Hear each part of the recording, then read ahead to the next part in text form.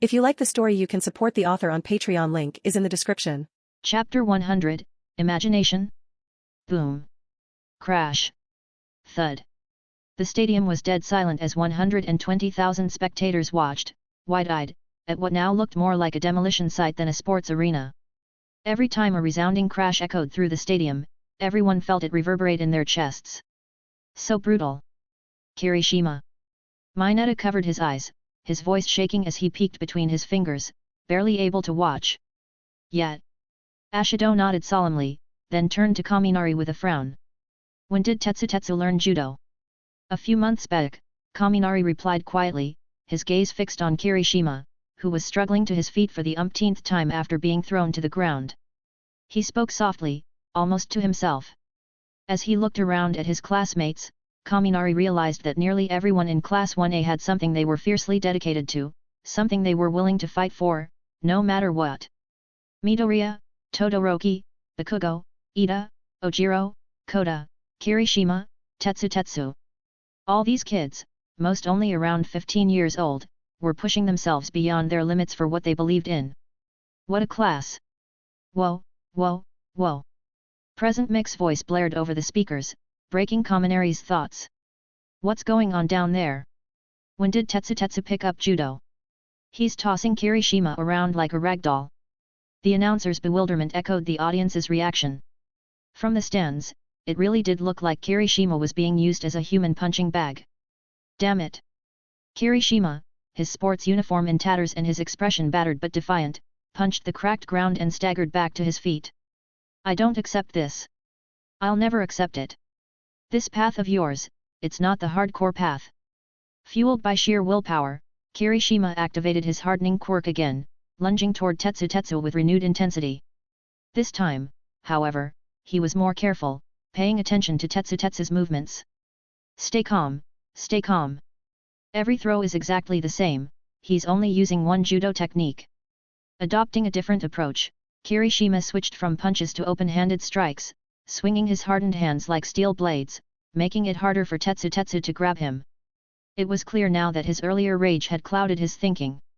After being thrown around 20 times, he was finally starting to adjust his strategy. But Tetsu wasn't done surprising him. With a determined look, Tetsu didn't move into his usual judo stance. Instead, he took a few bold strides forward, jumped into the air, and swung his iron-hardened leg at Kirishima. What? Kirishima's eyes widened as he registered the change. He quickly tried to raise his guard, crossing his arms in front of him to block the incoming kick. But reality is often harsher than intention. Before he could fully react, Tetsu's iron foot slammed into his chest, leaving sparks in its wake. Bam! Kirishima was launched backward, his body hitting the ground with a heavy thud, kicking up a cloud of dust that hung in the air. The entire stadium fell into a hushed silence, with every pair of eyes locked on Tetsu, who was calmly retracting his right leg. Judo isn't all I've been training in, Tetsu said, his voice carrying across the arena. I've been building up my leg strength too. Honestly, I spend more time on that than anything else. Standing tall with the golden sunlight casting a glow around him, Tetsu looked every bit like a colossus. His gaze drifted up to the stands, where he locked eyes with Kaminari. For a brief moment, the two stared each other down from across the stadium, an unspoken challenge passing between them. This guy. Kaminari raised an eyebrow, a smirk creeping onto his face.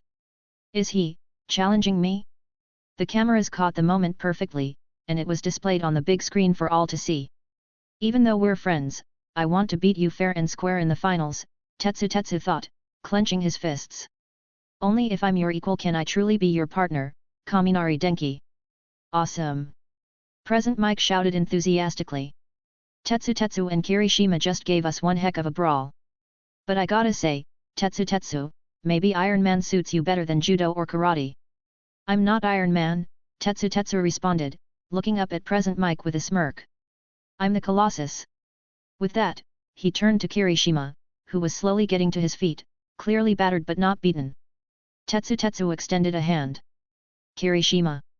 For a moment, Kirishima just stared at Tetsu's outstretched hand. The whole stadium went quiet again, tension hanging in the air. In Class 1A's section, everyone watched anxiously, hoping the two wouldn't leave on bad terms. Then, with a resolute nod, Kirishima took Tetsu's hand, gripping it tightly as he pulled himself up. "I still don't agree with your approach," he said, his voice steady but respectful. "But I lost this time. But next time, I'll win. And I'll do it the real hardcore way." Tetsu just grinned. "I'll be waiting." Side by side, the two walked off into the corridor, their departure followed by a roar of cheers from the audience. Kaminari watched them go, feeling like he was watching an episode of a live-action anime. This is exactly like a scene out of a shonen manga. He couldn't help but think he could even hear some kind of epic BGM playing in his mind. On the stage, Midnight twirled in place, hands pressed to her flushed cheeks as she watched the scene with starry eyes. "So youthful!" she exclaimed, practically swooning. There was nothing she loved more than this kind of passionate, youthful spirit. It set her heart racing every time she saw it. Yes. She lived for moments like these, just like the ones in those high school dramas. "Phew, I'm just glad they didn't end up really fighting," Eureka said with a relieved sigh, placing a hand over her heart as it finally slowed down. "Tch, that was boring," Bakugo muttered, cracking his knuckles as he scowled at Kirishima's retreating back. "Can't believe that spiky-haired idiot actually lost." "Well, it makes sense," Kaminari said calmly. Tetsu's hard work and dedication are on another level. Hard work pays off. It's not just a saying. "Hey!" Bakugo's face twisted into a fierce scowl, his shark-like grin returning as he glared at Kaminari. "Just wait. I'll blow that steel moron to bits if I get the chance." Kaminari chuckled, giving a casual shrug. But inside, he was a bit worried for Tetsu. Judging by the match order, it was likely he'd face Bakugo soon. "Ka-chan, don't get so worked up," Midoriya said, trying to calm Bakugo down. His tone was almost like someone trying to soothe an unruly child.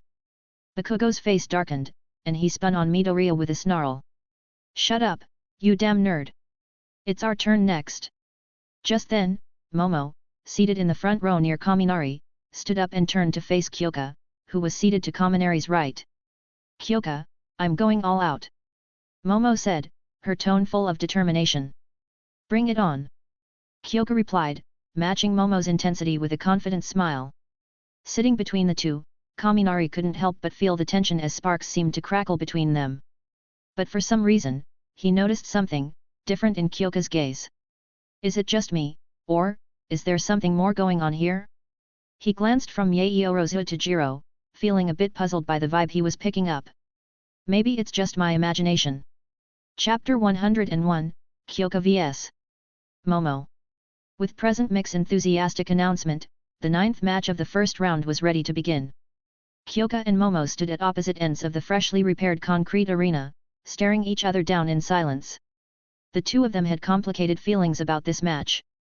For Kyoka, it was an unusual mixture of tension and determination.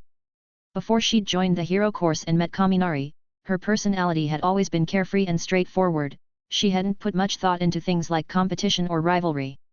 But after Kaminari had started studying and training closely with Momo, Kyoka found herself caring about things she'd never thought about before.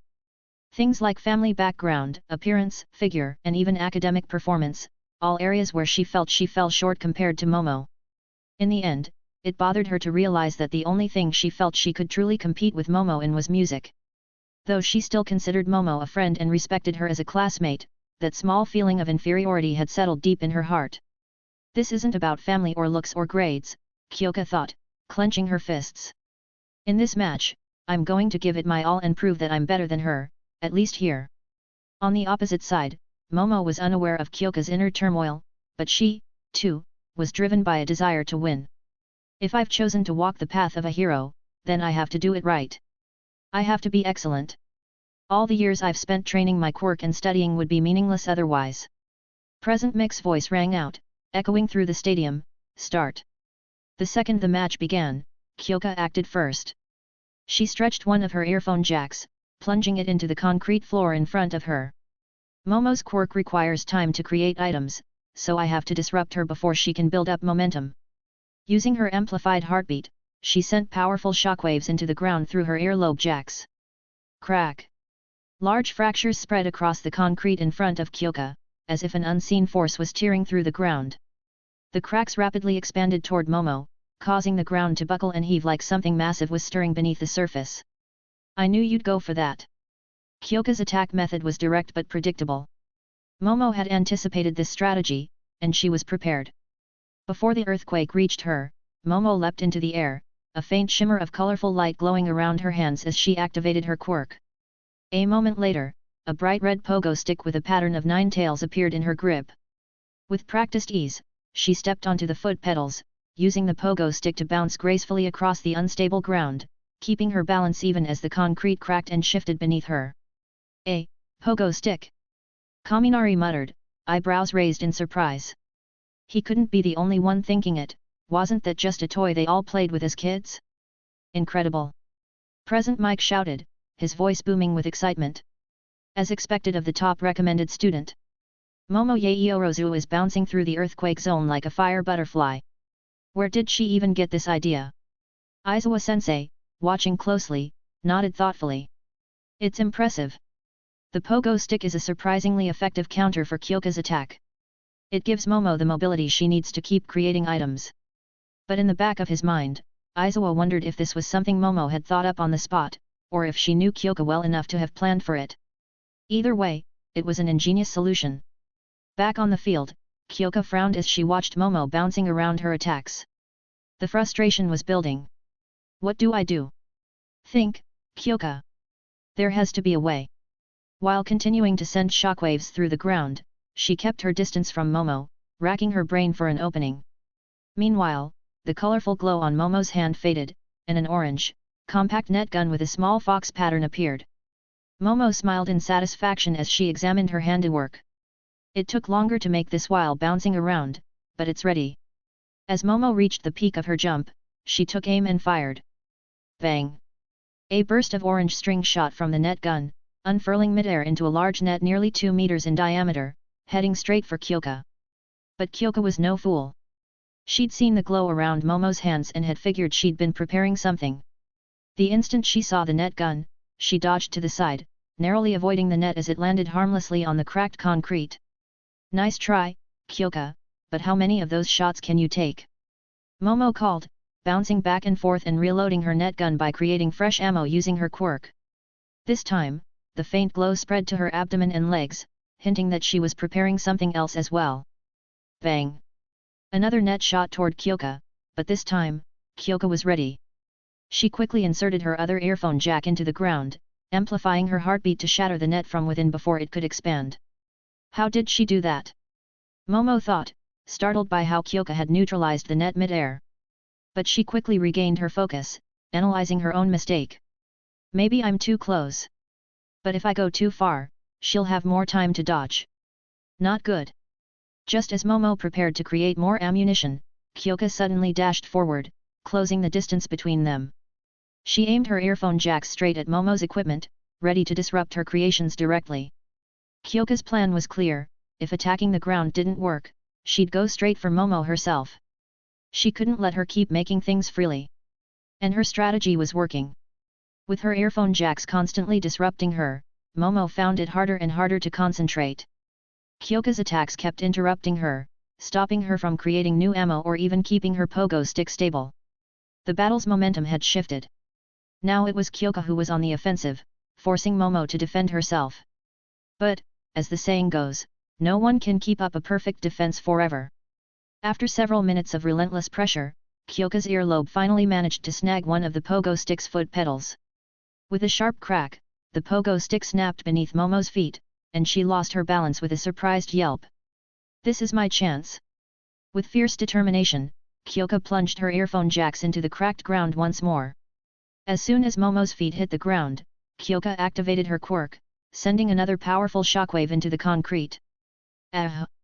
Momo staggered as the ground trembled violently, making it impossible to regain her footing. Her unloaded net gun slipped from her hands, clattering uselessly to the side. I've got you now. The tremors stopped for a brief moment, and before Momo could fully process what was happening, Kyoka rushed forward, giving her a firm push. Momo stumbled backward, right towards the edge of the ring.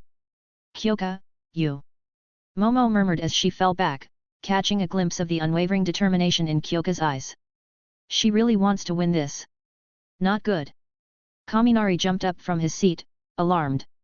It wasn't the loss he was worried about, but the fact that Momo was falling backward, and her head was dangerously close to hitting the ground.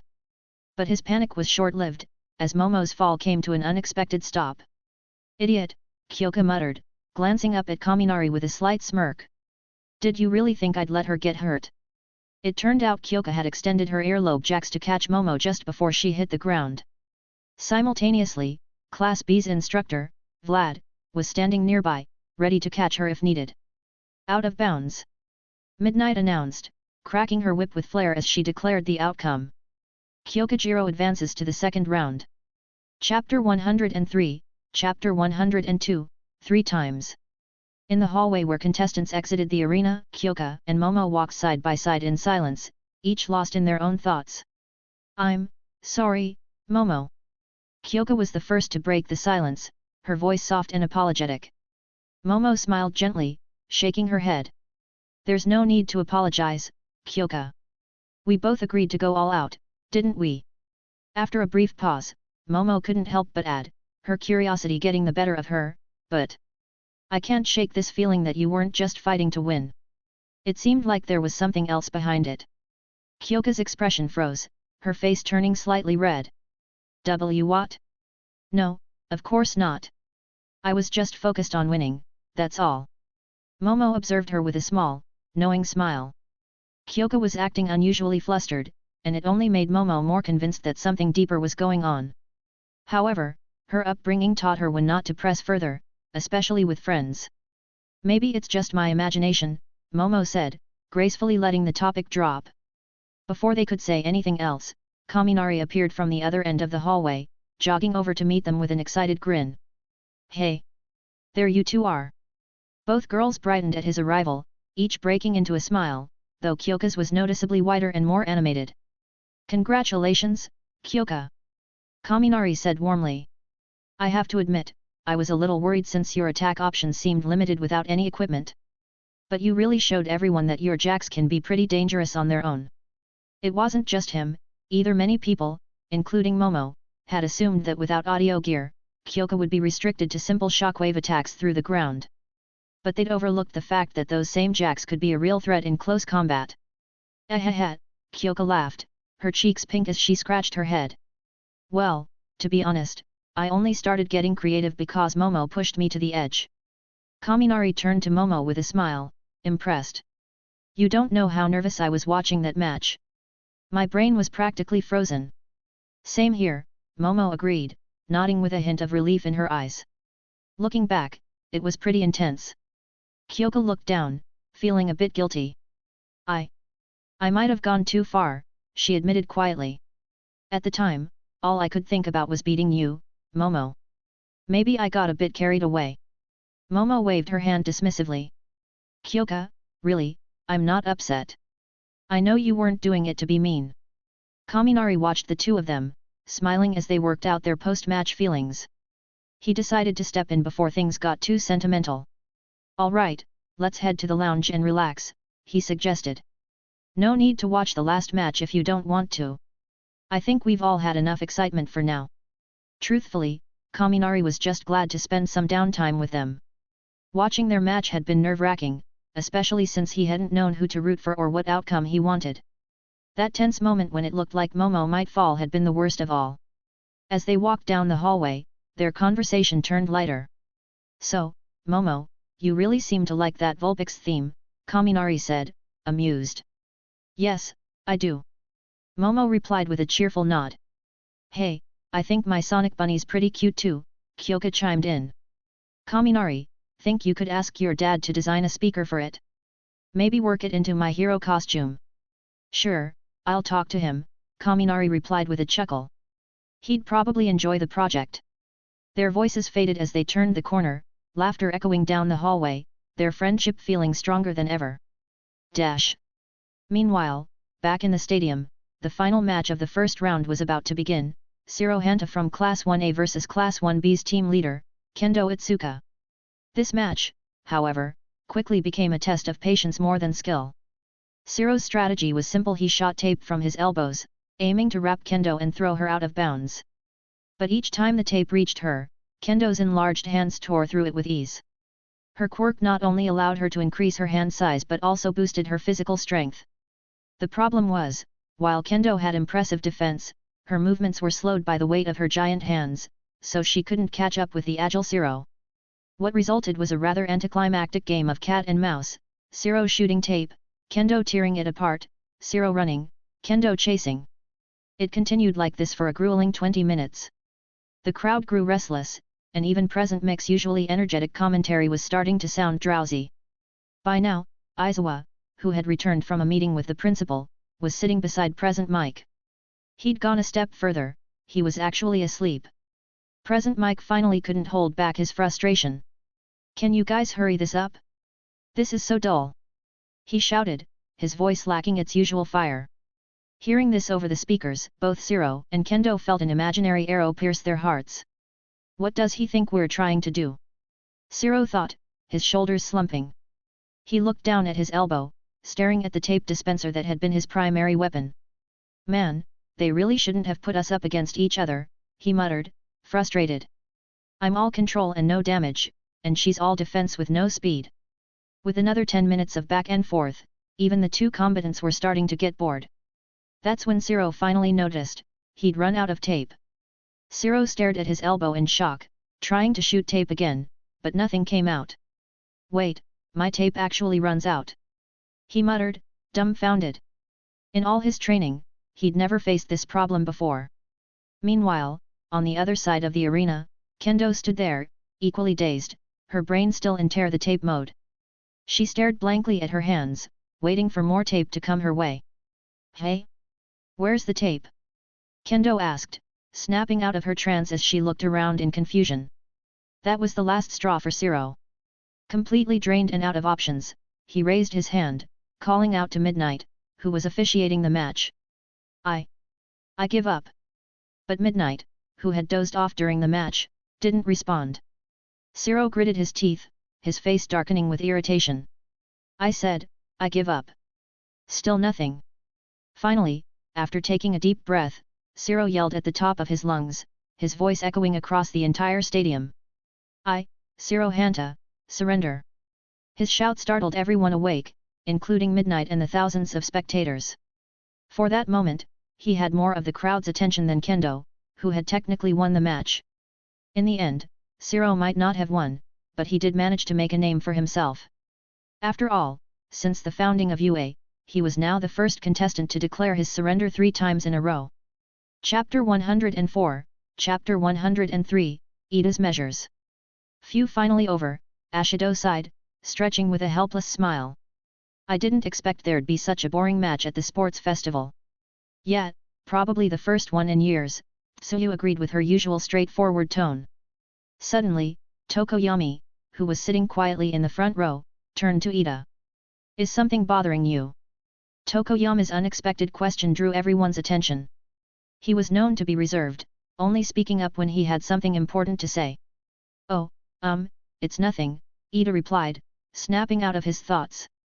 Realizing his classmates were now all looking at him, he waved his hands in a flustered attempt to dismiss their concern. "I'm just worried about my next match." "Is it Iida-kun's turn next?" Aoyama Yuga asked, frowning as he tried to recall the matchups. "Your opponent is Kaminari, right?"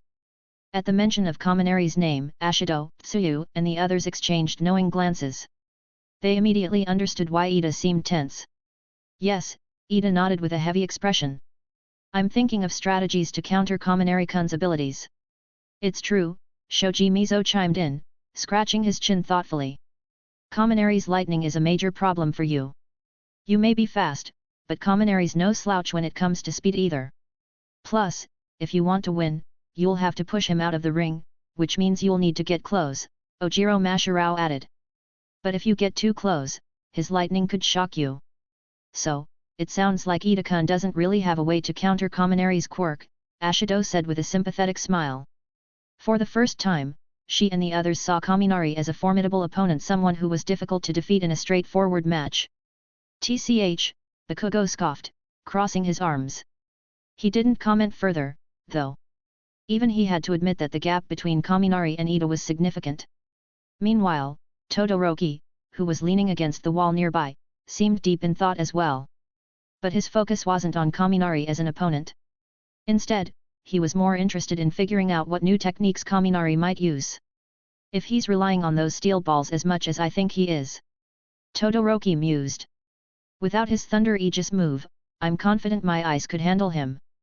As these thoughts circulated, Todoroki straightened and quietly headed toward the corridor, preparing for his upcoming match. Hitachi Shinso, if that's all he has, this should be quick. Just as Todoroki left, Kaminari returned to the Class 1A seating area, chatting and laughing with Kyoka and Momo beside him. But as soon as he sat down, he noticed the entire class staring at him. "Hey? Why's everyone looking at me like that?" he asked, blinking in surprise.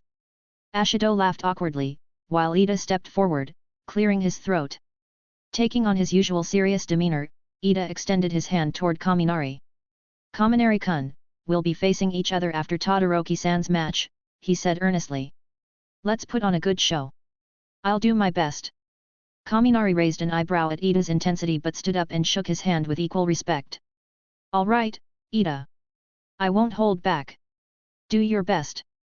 As he sat back down, Kaminari turned his attention to the big screen where Todoroki and Shinso were just stepping onto the field.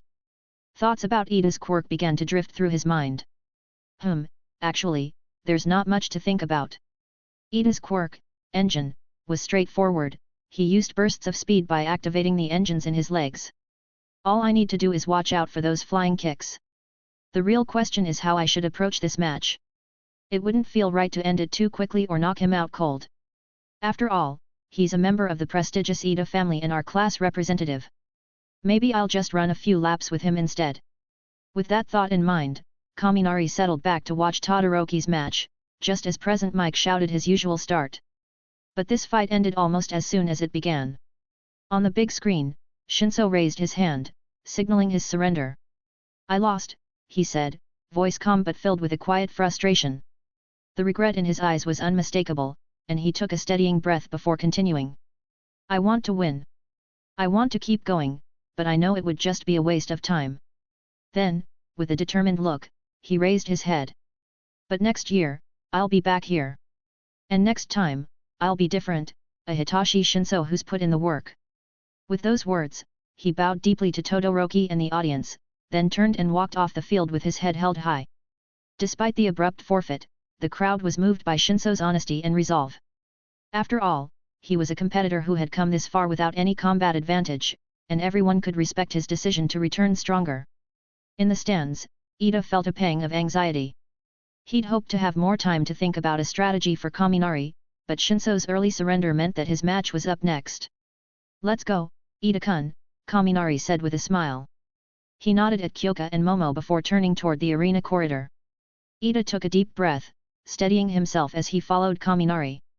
Determination filled his eyes, and his posture was one of complete focus. "Come on, class rep!" Ashido called out, clapping her hands in encouragement. "You got this!" "Yet. There's always a way to win." Tsuyu added, her voice supportive. "Show Kaminari what you've got." Almost everyone in Class 1A was rooting for Iida. Despite his odds, they cheered him on, hoping he'd find a way to close the gap between him and Kaminari. Meanwhile, Present Mike was back in full announcer mode. "All right, everyone, let's keep this energy going.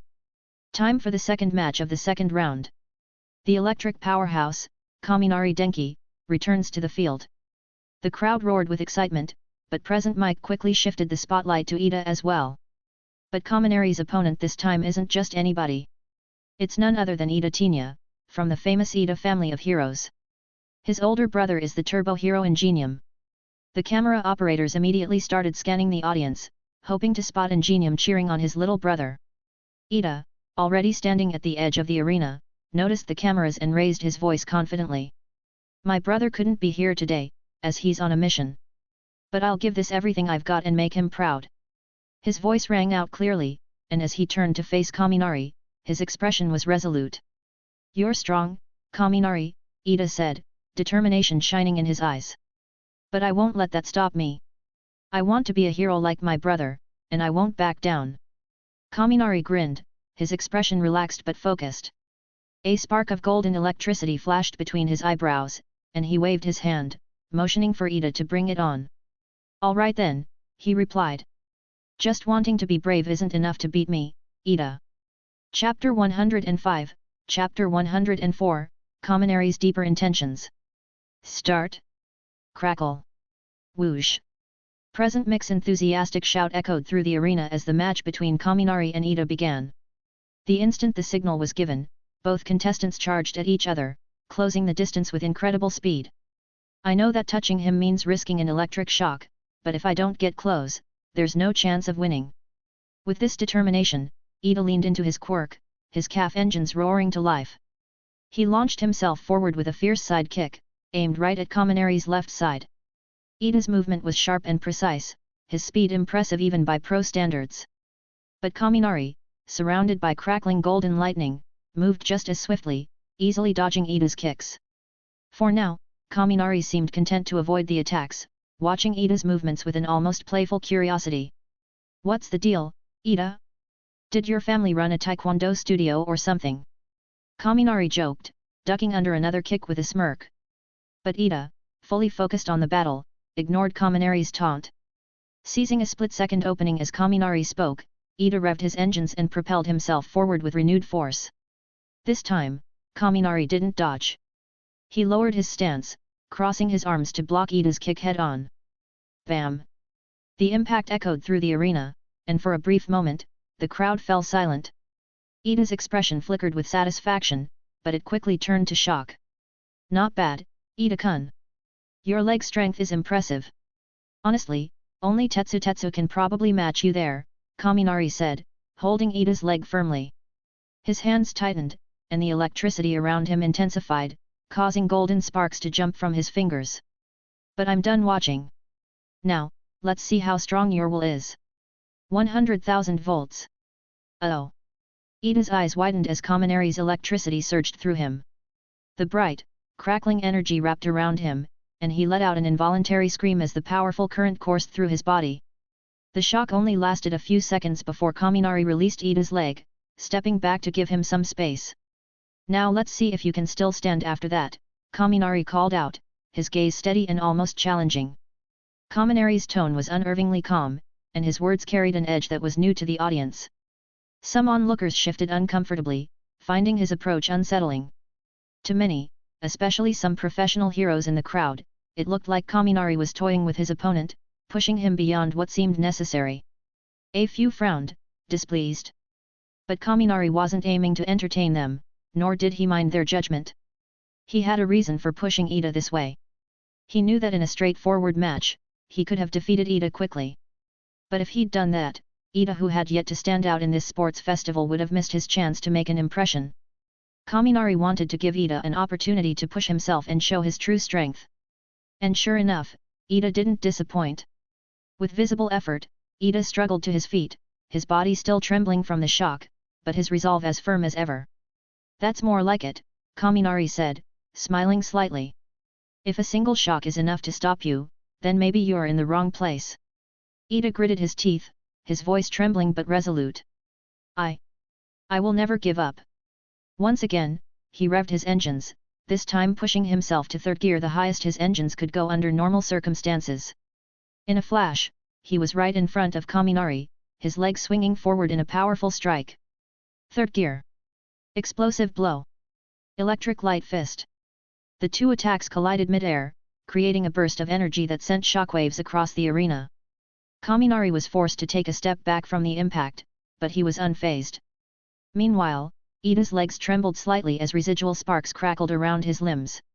So, this current is manageable, Iida noted, relieved that this shock hadn't been as overwhelming as the last. But then Kaminari's smirk turned sharp, and he lifted his right hand, palm facing Iida. 200,000 volts. Chain lightning. Crackle. A more intense wave of electricity shot from Kaminari's palm, instantly connecting with the residual charge in Iida's legs like a homing signal. Iida's eyes widened, and he instinctively tried to move, but the electricity followed him, zapping him before he could escape. Zap! Iida's scream echoed through the arena as he dropped to the ground, his muscles spasming from the powerful shock. Kaminari released the current after a few seconds, stepping back as Iida lay twitching on the concrete floor. The Class 1A students in the stands grew tense, some visibly uncomfortable with what they were witnessing. A few sensitive students, particularly the girls, looked disturbed by how Kaminari was handling the match. Is there some bad blood between the class rep and Kaminari? Minato whispered nervously. No, but this is too much. Ashido Mina said, looking upset. She couldn't understand why Kaminari was being so harsh. Kaminari must have a reason, Momo murmured, watching Kaminari thoughtfully. For some reason, his behavior felt strangely familiar, almost purposeful. Todoroki, who was watching from a distance, remembered the way Kaminari had acted in their first combat training. His expression darkened. Is this just his idea of fun, or is there something deeper going on here? Meanwhile, some of the professional heroes in the crowd could no longer contain their anger. Hey! If you're so much stronger than him, just knock him out and end it. One of them shouted. Right. He's the younger brother of Ingenium. There's no need to humiliate him like this. Present Mike, watching from the announcer's booth, was about to speak up when Izawa held out a hand to stop him. Wait and watch, Izawa said quietly. Think back to what we saw on the footage All Might showed us. Kaminari Denki isn't an ordinary kid, not just in terms of power. In the arena, Kaminari remained focused on Iida, ignoring the outbursts from the crowd. Get up! He shouted, his tone sharp. Didn't you say you wanted to be a hero like your brother? He let the words sink in, seeing the effect they had on Iida. Are you really going to fall here and let your brother be ashamed of you? As if triggered by the mention of his brother, Iida's hand twitched. Slowly but surely, he pushed himself up, his face a mix of pain and determination. My brother! I can't let him down. I won't give up. A renewed energy filled Iida as he forced himself to stand. He clenched his fists, his eyes blazing with resolve. Good, Kaminari said approvingly, his stance relaxed but his eyes intense. Now, come at me. Give it everything you've got, class rep. Iida didn't answer with words. He crouched low, preparing himself, his engines sparking to life. Despite his ragged appearance, he looked determined and ready. In an instant, blue flames erupted from the exhaust pipes on his calves, a sign that he was about to push beyond his usual limits. Piston engine. Explosive dash. With a powerful blast, Iida shot forward, disappearing from sight like a streak of light. Chapter 106, Chapter 105, Lie and Thank You. Crackle. Just as the blue blur that was Iida shot toward Kaminari, Kaminari himself turned into a streak of golden light, dodging in a flash and circling around to get behind Iida. That speed! Iida's eyes widened. He hadn't expected Kaminari to keep up with him, especially since he had pushed his engines to their absolute limit, generating speed he could only maintain for a few seconds.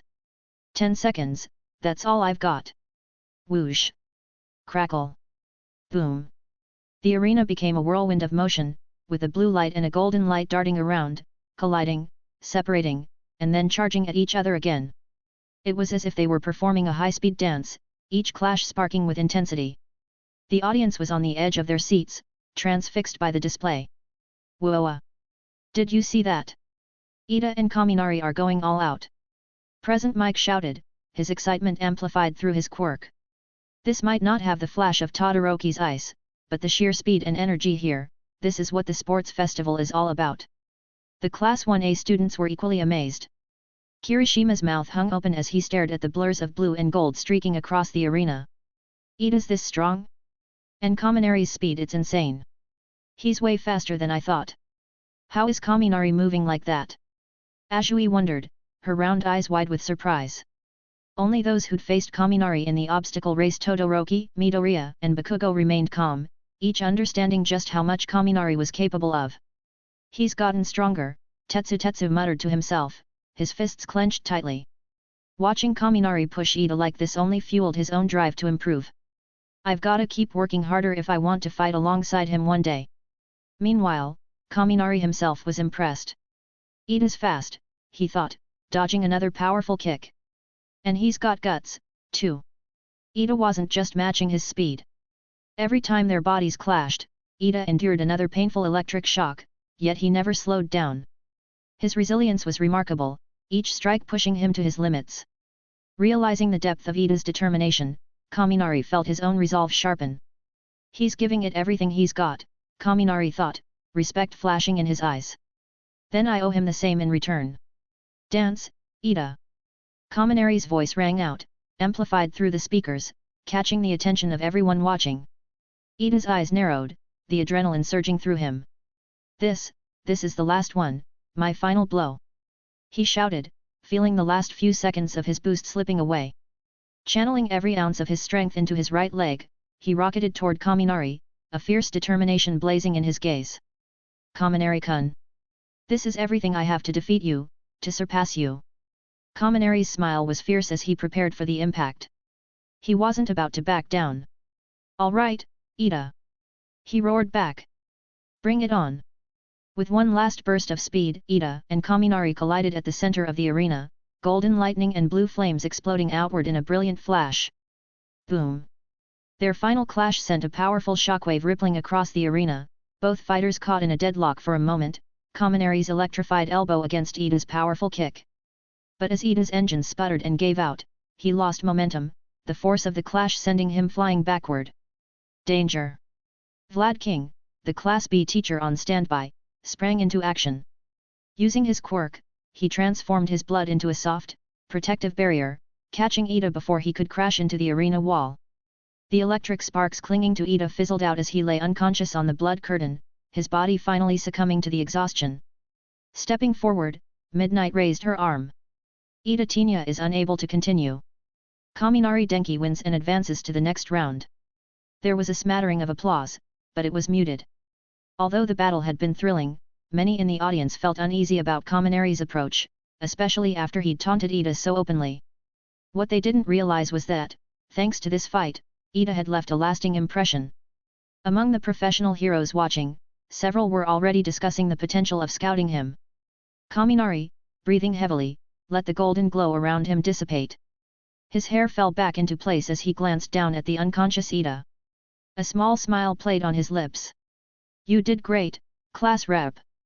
With that, he turned his back on the audience and walked off into the corridor, disappearing from sight as the second match of the second round came to a close. Dash. Above, Aizawa watched Kaminari with narrowed eyes. That kid, he did all of this to help Iida stand out.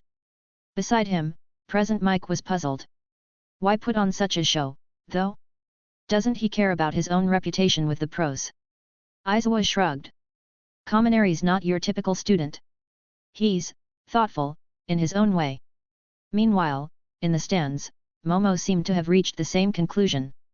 Kaminari knew that if he defeated Iida easily, no one would notice him. But by pushing him like that, he made sure Iida had his moment. The students around her looked at each other, their initial misgivings about Kaminari fading as they processed Momo's explanation. Even Mina, who had felt uncomfortable watching the match, began to soften. I guess that does sound like something Kaminari would do. Yet, Kyoka added. He's not the type to be mean just for the sake of it. As the students murmured among themselves, their respect for Kaminari grew. Dash.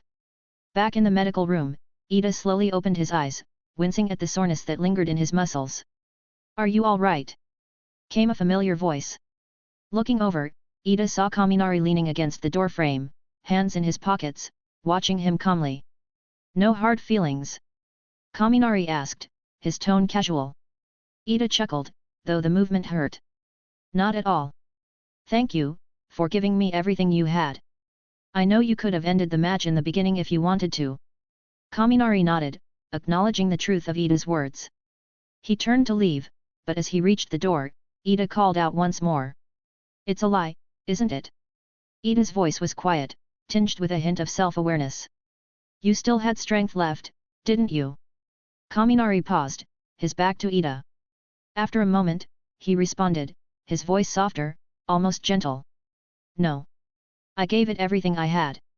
With that, he walked out, letting the door click shut behind him. Lying there, Iida stared at the ceiling for a long time before a small smile crept onto his face. He let out a tired laugh. Liar, but, thank you, Kaminari. Chapter 107, Chapter 106, Endeavor and Kaminari. Tap, tap, tap. The corridor was silent except for the sound of Kaminari's footsteps echoing against the walls. Occasionally, present mix excited commentary from the stadium speakers would break through, but otherwise, Kaminari walked alone, deep in thought. Tokoyami vs Ashido Mina. That one shouldn't have much suspense, Kaminari muttered to himself, picturing the likely outcome as he headed toward the exit to the audience seats. But suddenly, he caught another sound, another set of footsteps, heavier than his own. He froze for a moment, just as a flash of red light appeared around the corner. Stepping into view was a towering figure, nearly 2 meters tall, wreathed in flames. Kaminari's eyes widened in recognition. Endeavor. Kaminari whispered, instantly recognizing the number 2 hero in Japan. Ah, I found you, Endeavor said, his deep voice resonating through the corridor as he fixed his intense gaze on Kaminari. It was clear he'd been looking for him specifically.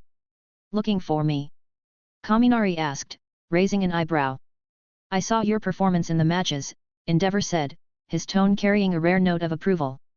You're impressive, perhaps even a genius in your own way. Thanks, I guess, Kaminari replied, unsure of where this was going.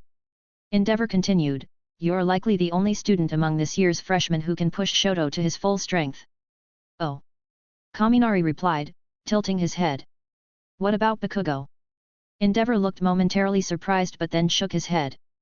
That explosive kid? He's strong, yes, but he's still not enough to make Shoto go all out. Kaminari's brow furrowed slightly. When you say Shoto's full strength, you're talking about him using his quirk on the right side too, right? Correct, Endeavor said, his expression unreadable. To be precise, I mean using both quirks together, fire and ice. That's the true potential Shoto has, and it's the key to him surpassing All Might. Kaminari noted the almost fanatical gleam in Endeavor's eyes as he spoke. There was a deep, personal determination behind his words, something intense and unsettling. So, what exactly did you come here to ask me? Kaminari asked, his voice wary. Endeavor's gaze sharpened. Judging by the bracket, you'll be facing my son soon. I think this match could be a perfect testing ground for him. I want you to force him to use his fire.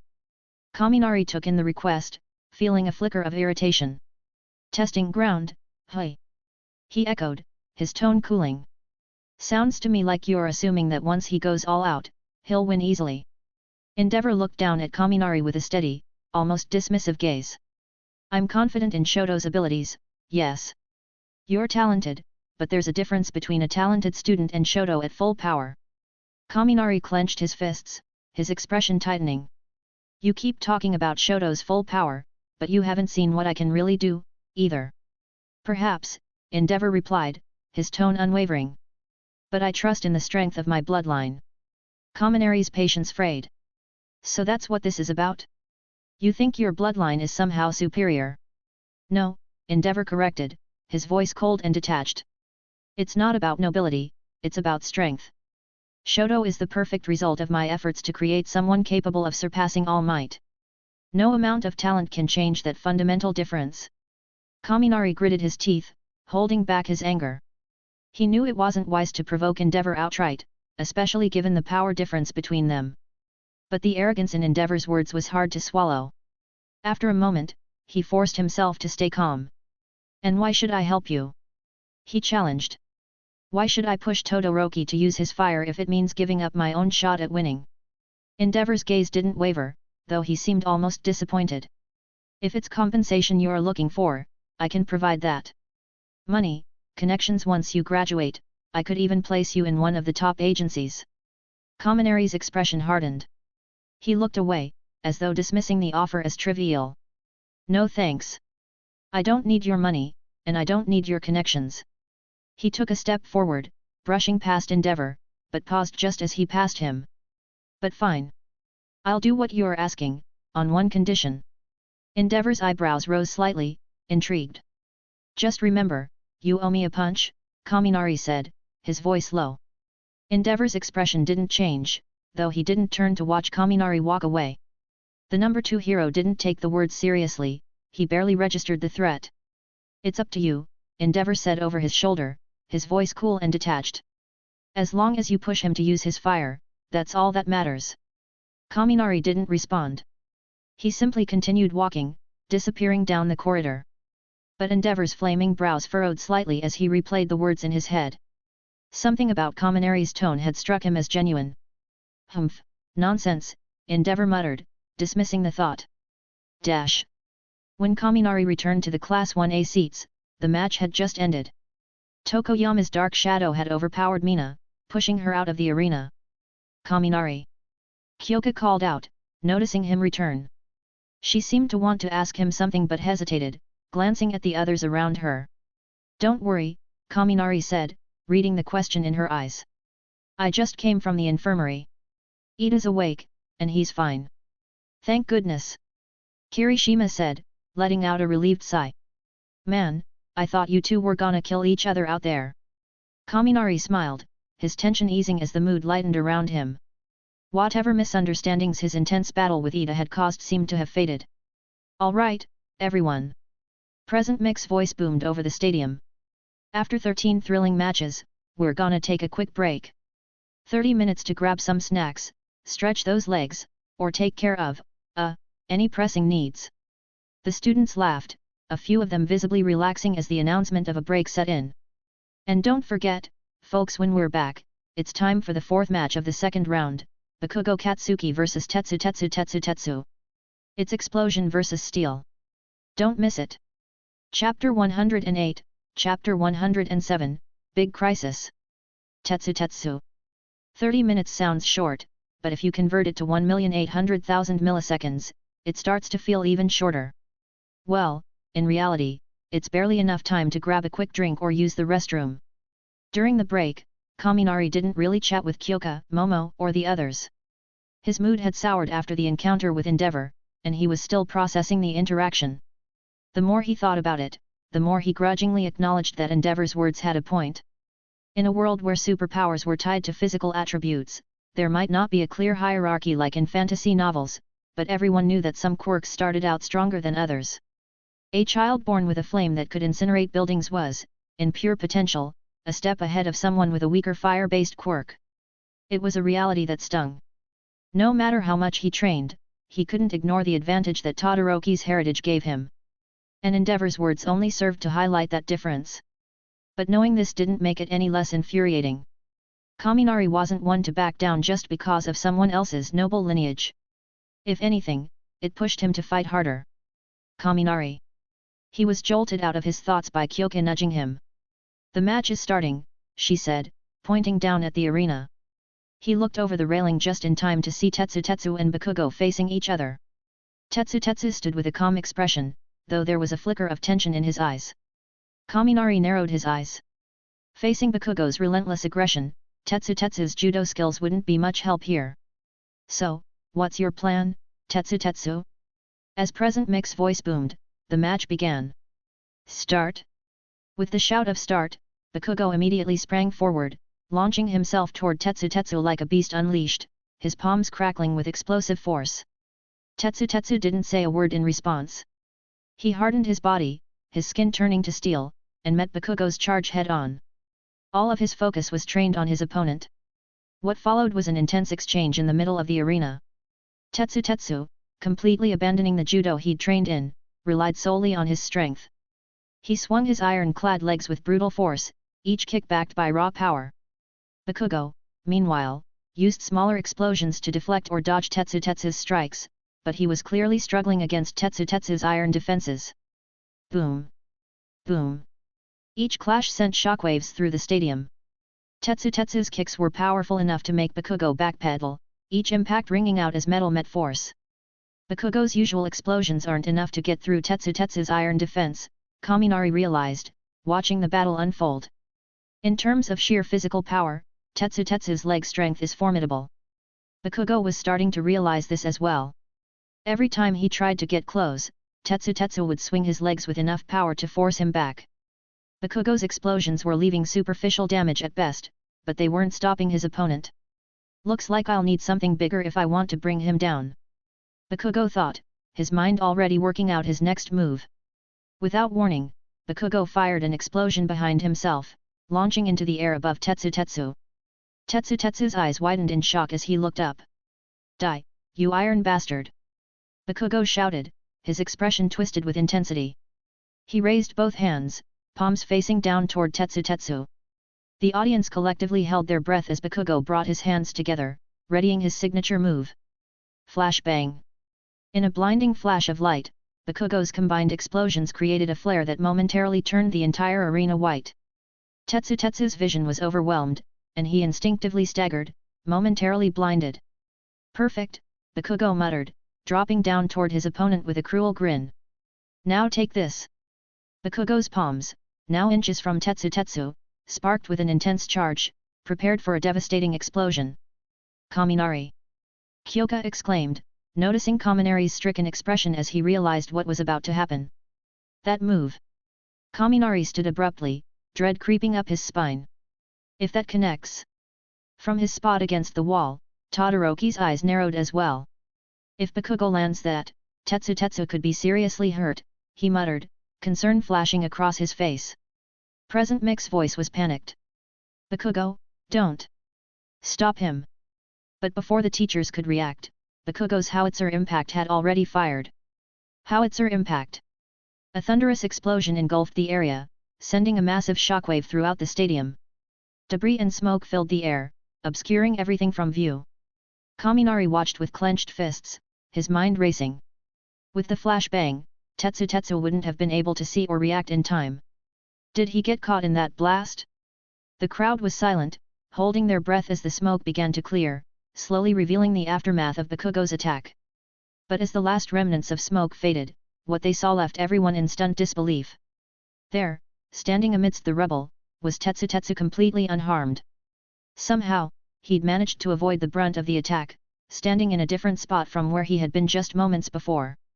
Bakugo, meanwhile, was on the ground, panting heavily, his arms trembling from the effort. How? Bakugo muttered, staring at Tetsu in shock. The teachers, too, were dumbfounded. Cementos, Midnight and Vlad King stood frozen, unable to comprehend what they were seeing. How did he dodge that? Present Mike yelled, disbelief clear in his voice. Even Izawa was taken aback, squinting down at Tetsu. What happened? Kaminari, however, had an idea. A bold, impossible thought crossed his mind, but he couldn't shake it. Could he have? Chapter 109, Chapter 108, The Big Dark Horse. Hey, you, how did you dodge that? Bakugo stared in shock at Tetsu, who had somehow managed to move from directly in front of him to the left sideline. Caught up in trying to figure out how his opponent had escaped, he momentarily forgot about the intense pain in his arms. Hat.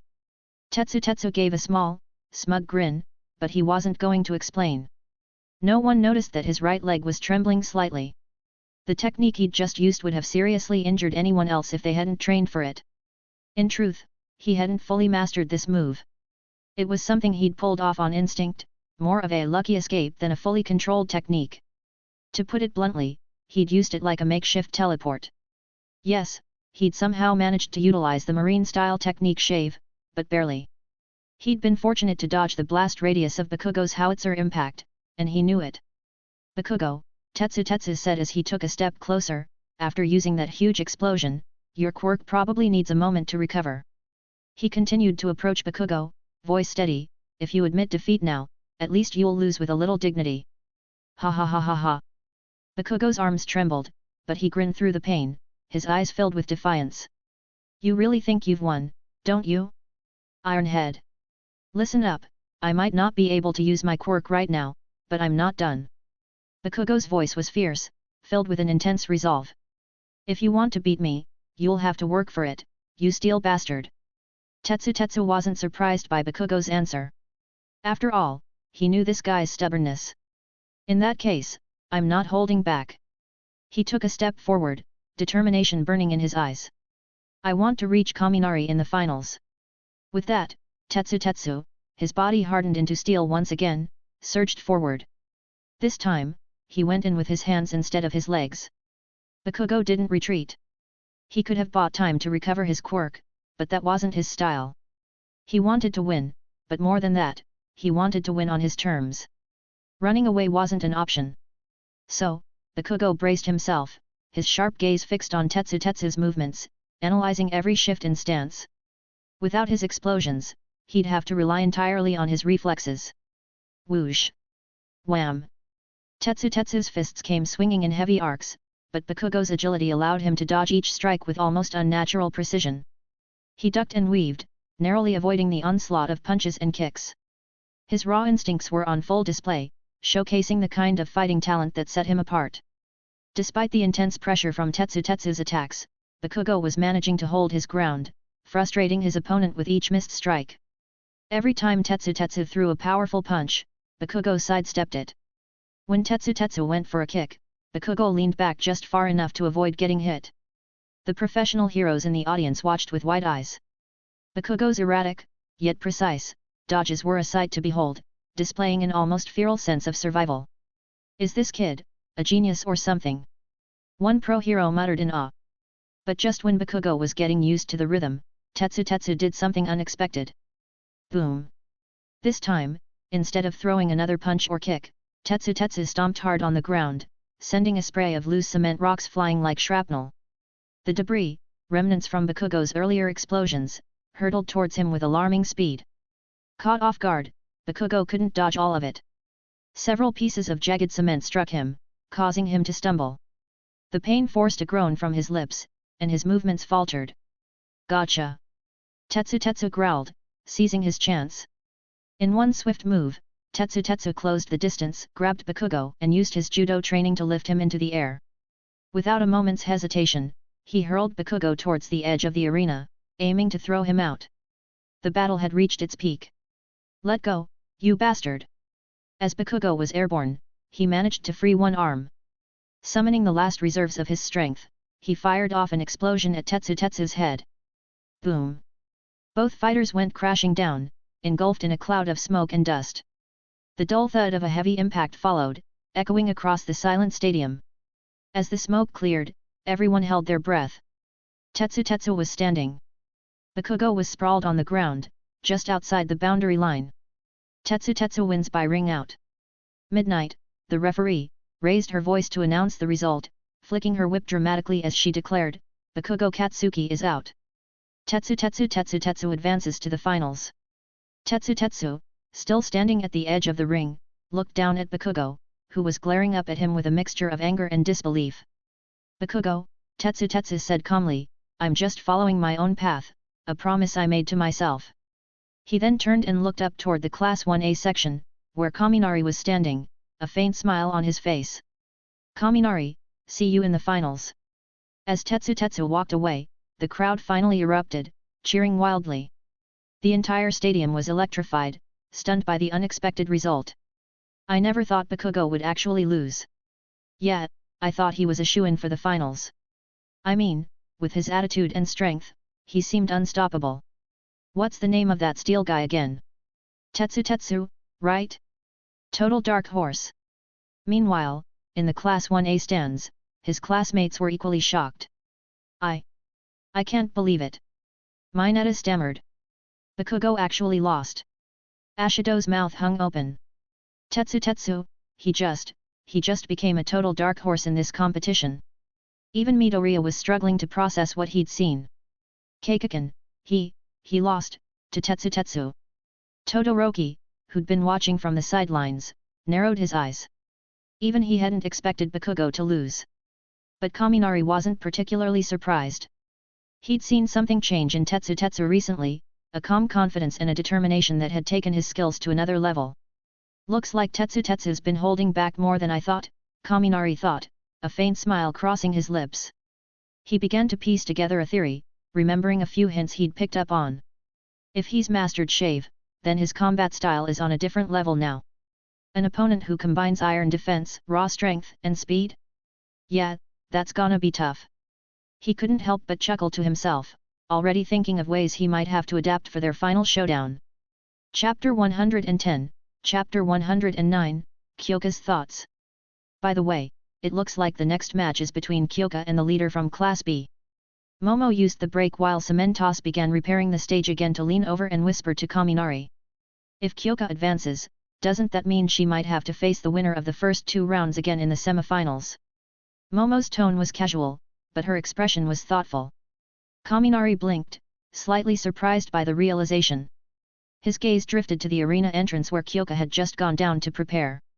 He hadn't considered this possibility before. If I end up beating Todoroki, there's definitely a chance I'd have to face Kyoka, he replied, a bit lost in thought. He, Momo leaned in, a mischievous smile on her face. If that really happens, what would you do? Kaminari thought about it for a moment before replying with a grin, I won't back down just because of that. I still have to try my best to win. I made a promise to go for first place, after all. It'd be embarrassing to fall short now. Ashido, always ready to stir things up, leaned over with a mischievous look. So, if it came down to it, would you be okay with domestic violence on the field? Kaminari's face turned deadpan as he stared at her. Domestic violence? Really? He decided to ignore the term Ashido used and responded calmly, I'll do everything I can to win, but I'll make sure not to hurt her. Kaminari, Tokoyami spoke up unexpectedly, his tone serious, don't underestimate Todoroki. He's not an opponent to take lightly. Kaminari's gaze shifted to Todoroki, who stood leaning against the wall, watching the arena below. Of course. I'll give it everything I've got against him. As if sensing Kaminari's eyes on him, Todoroki glanced over. Their gazes met, a silent exchange sparking between them. Todoroki's icy blue eyes held a cool determination, while Kaminari's golden eyes shone with confidence.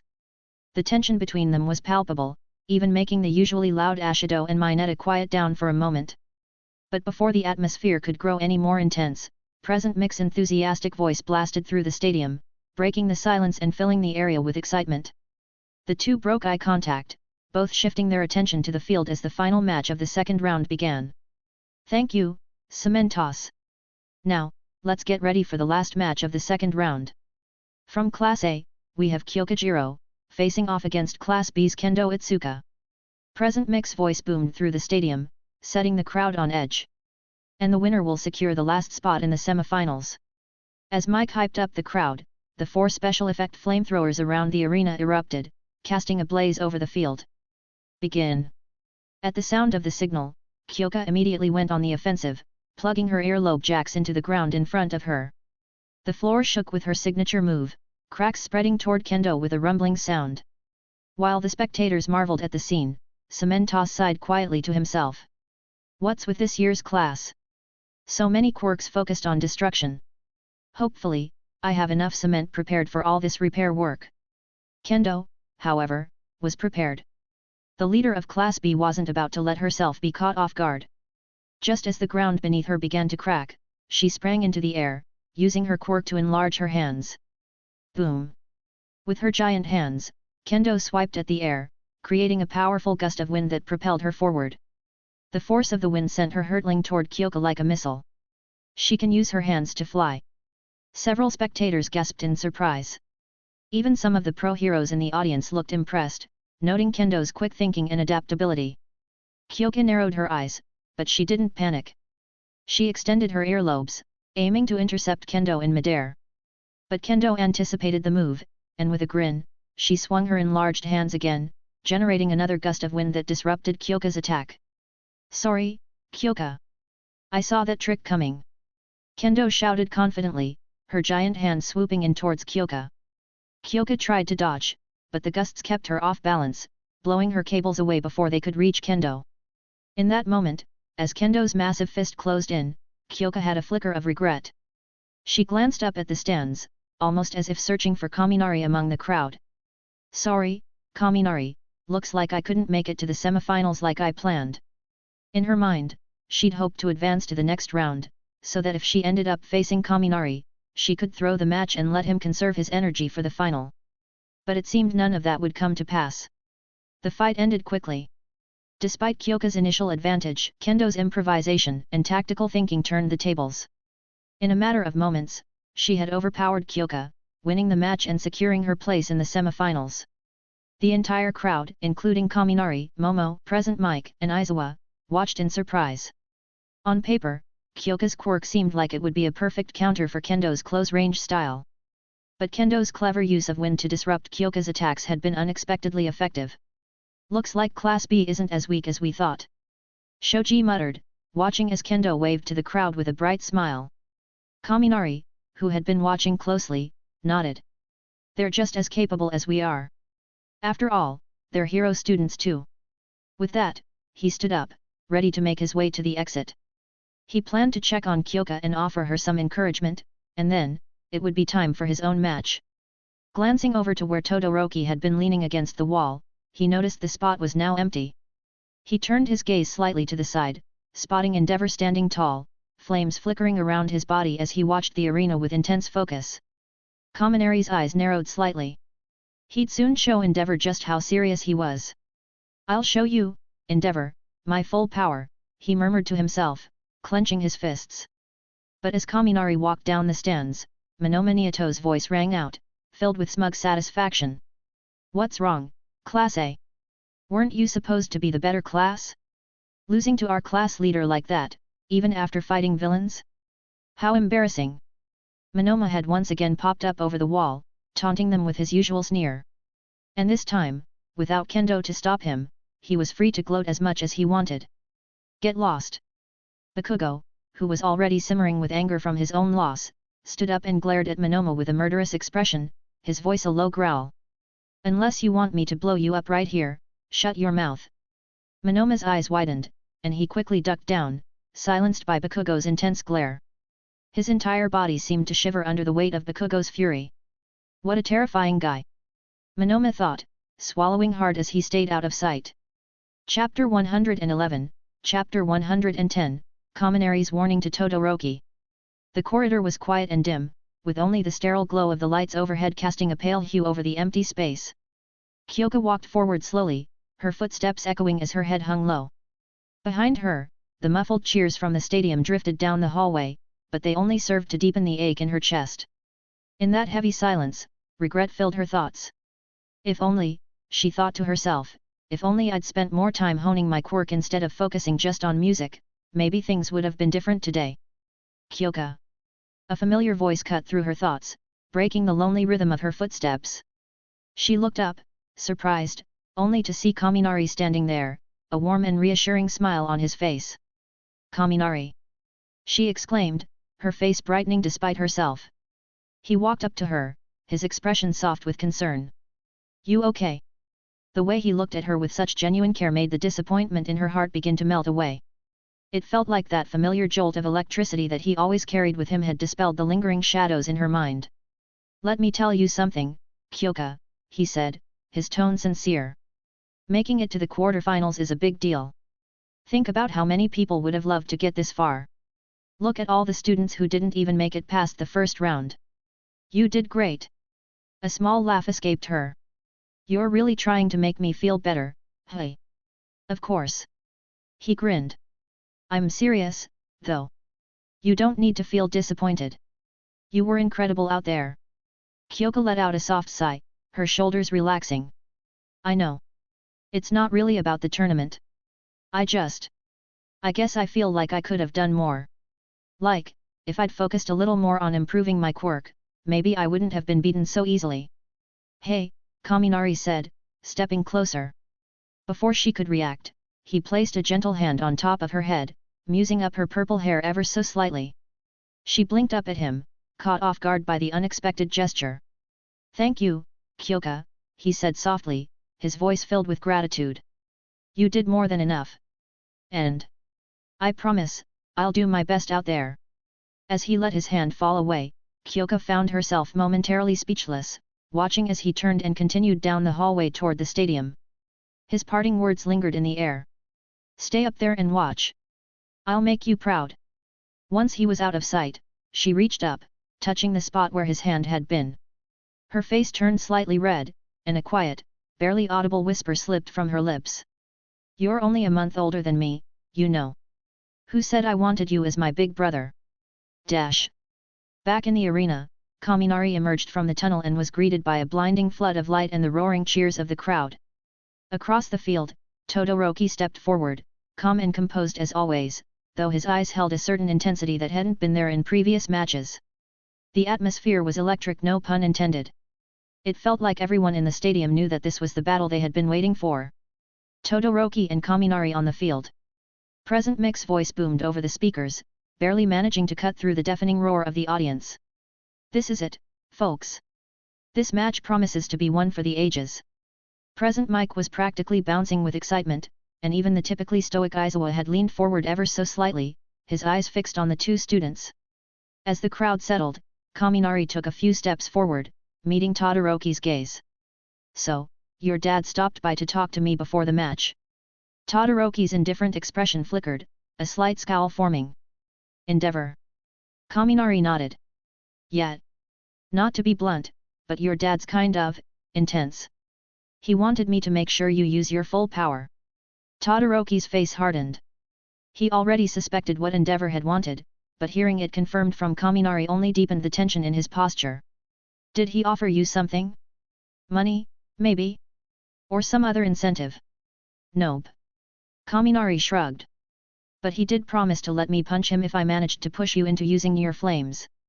Todoroki's eyes narrowed, both puzzled and irritated. A punch. Yet, Kaminari said with a grin. Apparently, he thinks if I can force you to use your flames, that would be worth a punch to the face. And you know, the idea of decking the number 2 hero in Japan is pretty tempting. A dry chuckle slipped from Kaminari's lips, but when he continued, his tone grew serious. But this isn't just about my deal with your dad. Then what is it about? Todoroki asked, his voice colder than the ice he wielded. Kaminari's face darkened, his usually carefree eyes turning steely. This isn't about your dad's deal. This is about you. If you hold back, if you refuse to use your full strength, then I'm going to make you regret it. The threat was delivered quietly, but it carried an unmistakable weight, causing even Todoroki to stiffen slightly. I'm serious, Todoroki.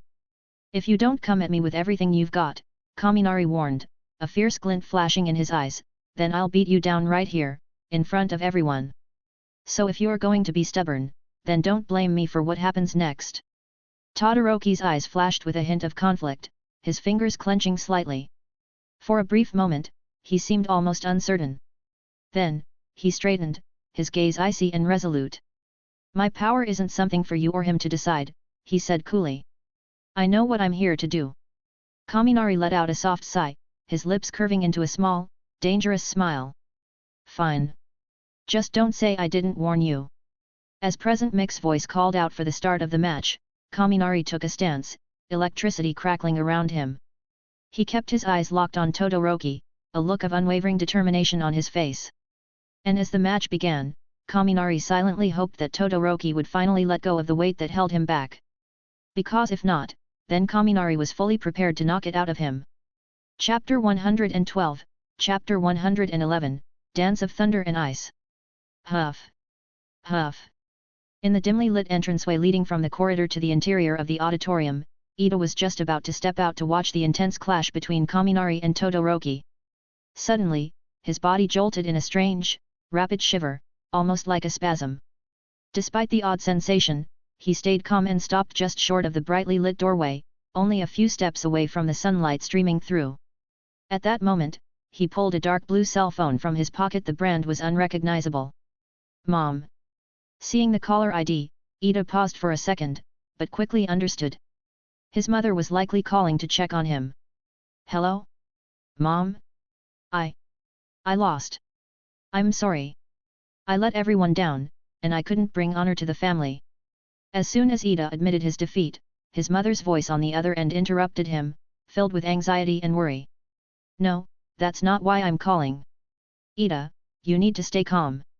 Something has happened to your brother Tensei. What? Your brother was attacked by villains. Boom. Just as his mother finished speaking, the stadium shook violently, as if a sudden earthquake of magnitude 6 or 7 had struck. A frigid blast of air swept through the entire auditorium. In the corridor, Iida found himself caught in a powerful, concentrated gust due to the standing waves created by the arena's structure. His black hair and blue sports uniform flapped wildly in the icy wind, and the phone in his hand still transmitting his mother's frantic voice was blown from his grip. Iida. Iida. What's happening to you? Another iceberg. Mom. He looked up, wide-eyed, at the enormous iceberg now towering over the stadium, partially obscuring the sunlight. Snapping out of his daze, he quickly picked up his phone from the ground. "Mom, you just said, what did you mean by villains attacking my brother?" As his mother continued to speak, the corridor seemed to grow darker, contrasting with the blinding sunlight outside. On the field, half of Todoroki's side had turned into a frozen mountain, blocking the view of the spectators on the opposite side. Todoroki, breathing out a frosty breath, surveyed the iceberg he had just created and muttered to himself, "How will you handle this without Thunder Aegis? Kaminari Denki, show me what you've got." A thin layer of frost had formed on Todoroki's right cheek, evidence of the strain his abilities placed on his body. Kaminari. In the Class A stands, Kyoka watched the massive iceberg with worry, while Tetsu wore a serious expression. Without Thunder Aegis, Kaminari might not be able to block this attack. He considered his own chances against Todoroki's ice assault and realized he'd likely be forced off the field by sheer impact alone, even if his quirk allowed him to avoid serious injury. As the 120,000 spectators in the stadium, along with countless viewers nationwide and even overseas, held their breath waiting for the outcome, a voice suddenly echoed from above. "Phew, close one. You've got a serious gift, Todoroki. Making an iceberg that big on a whim? That's just plain scary." Head snapped up as Kaminari's voice rang out. The golden aura surrounding his body glowed even more brightly against the icy landscape as he stood at the top of Todoroki's massive ice wall, looking down with a mischievous grin. Kaminari's entire body crackled with golden electricity, illuminating him against the brilliant white of the ice. "Not bad, right? I figured it out just in time. Turns out static grip is pretty handy for climbing." Instead of facing the full force of the iceberg head-on, Kaminari had avoided Todoroki's attack by circling around with his lightning speed, using high-voltage grips to scale the ice wall in an arc. "Over there." Up in the announcer's booth, present Mike and Class 1A's homeroom teacher, Izawa, squinted up, trying to spot Kaminari. But the golden sunlight was too blinding, making it difficult to see anything on top of the icy mountain. Up above. At the bottom, Todoroki shielded his eyes from the sun and squinted up at Kaminari's silhouette, trying to make out his figure. The sunlight was glaring, obscuring his vision. A crackling sound, an electric buzzing quickly grew louder, coming closer by the second.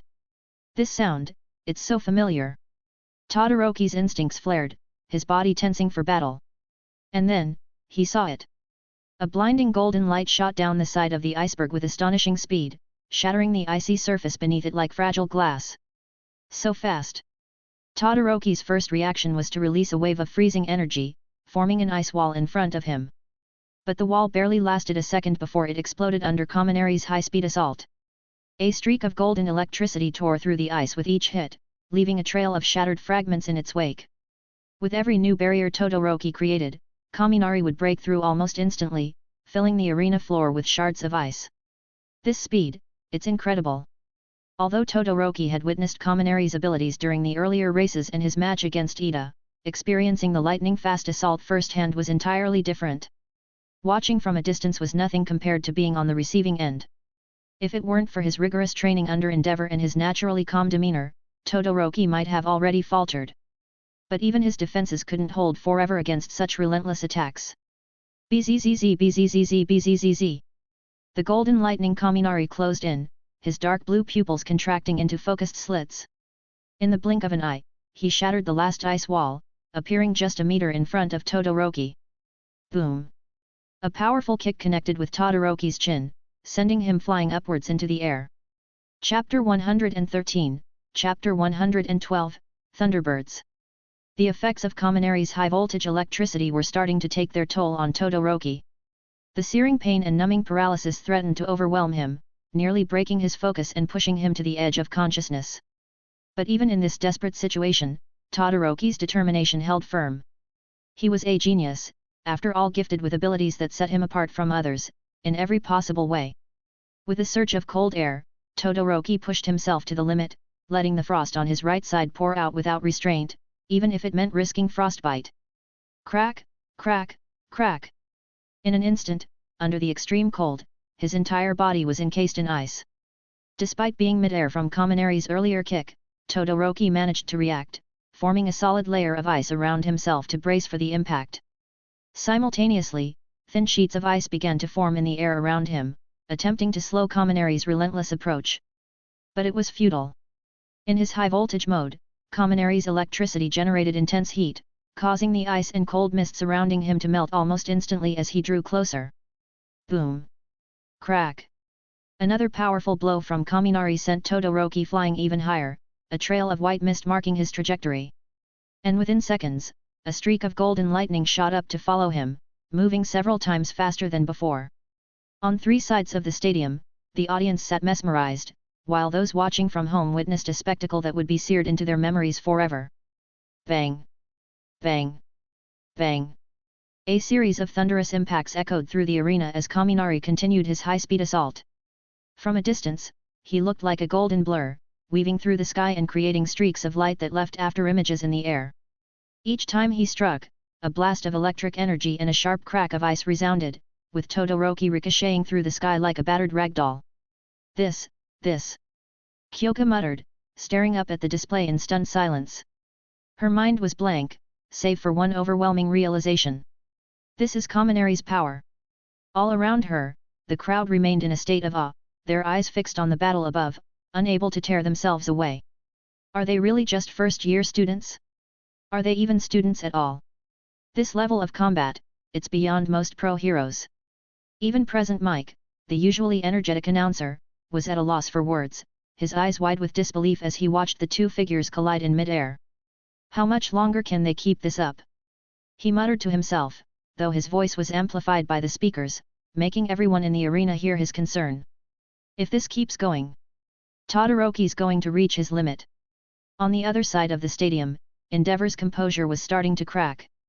Gone was his usual stoic stance, replaced with a tense posture as he watched his son, his face dark with concern. Humph!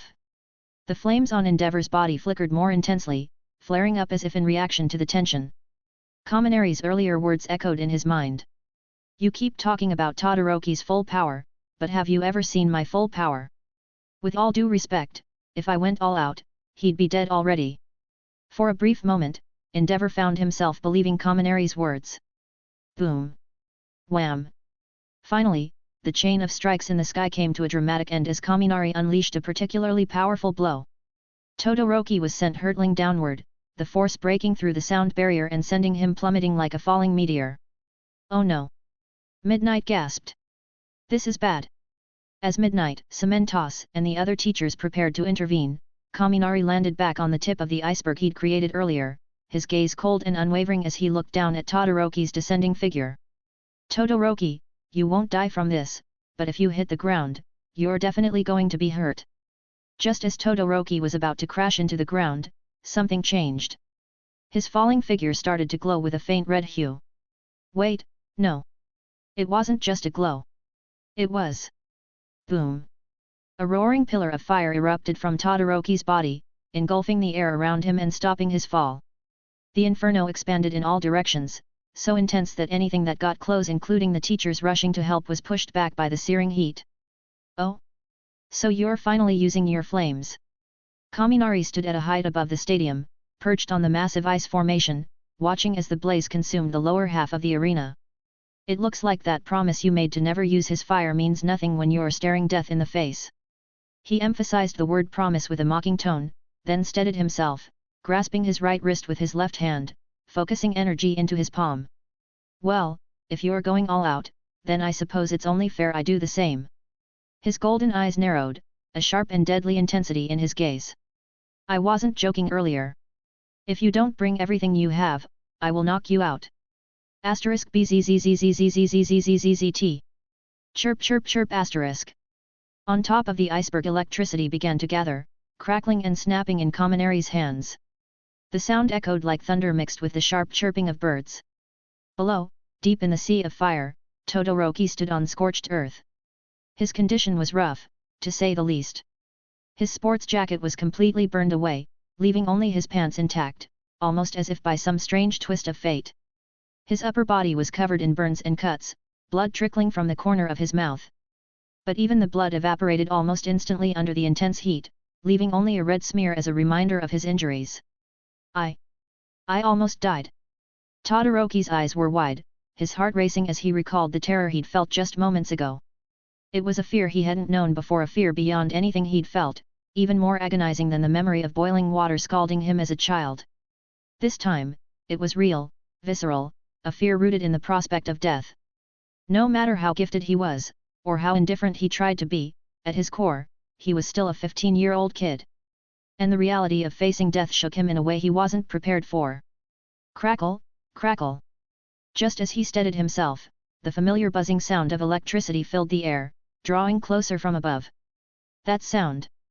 Chapter 114, Chapter 113, Seal Raikiri. As the high-pitched crackling of electricity filled the air, Midnight, who had been watching the battle intently, felt an uneasy prickle down her spine.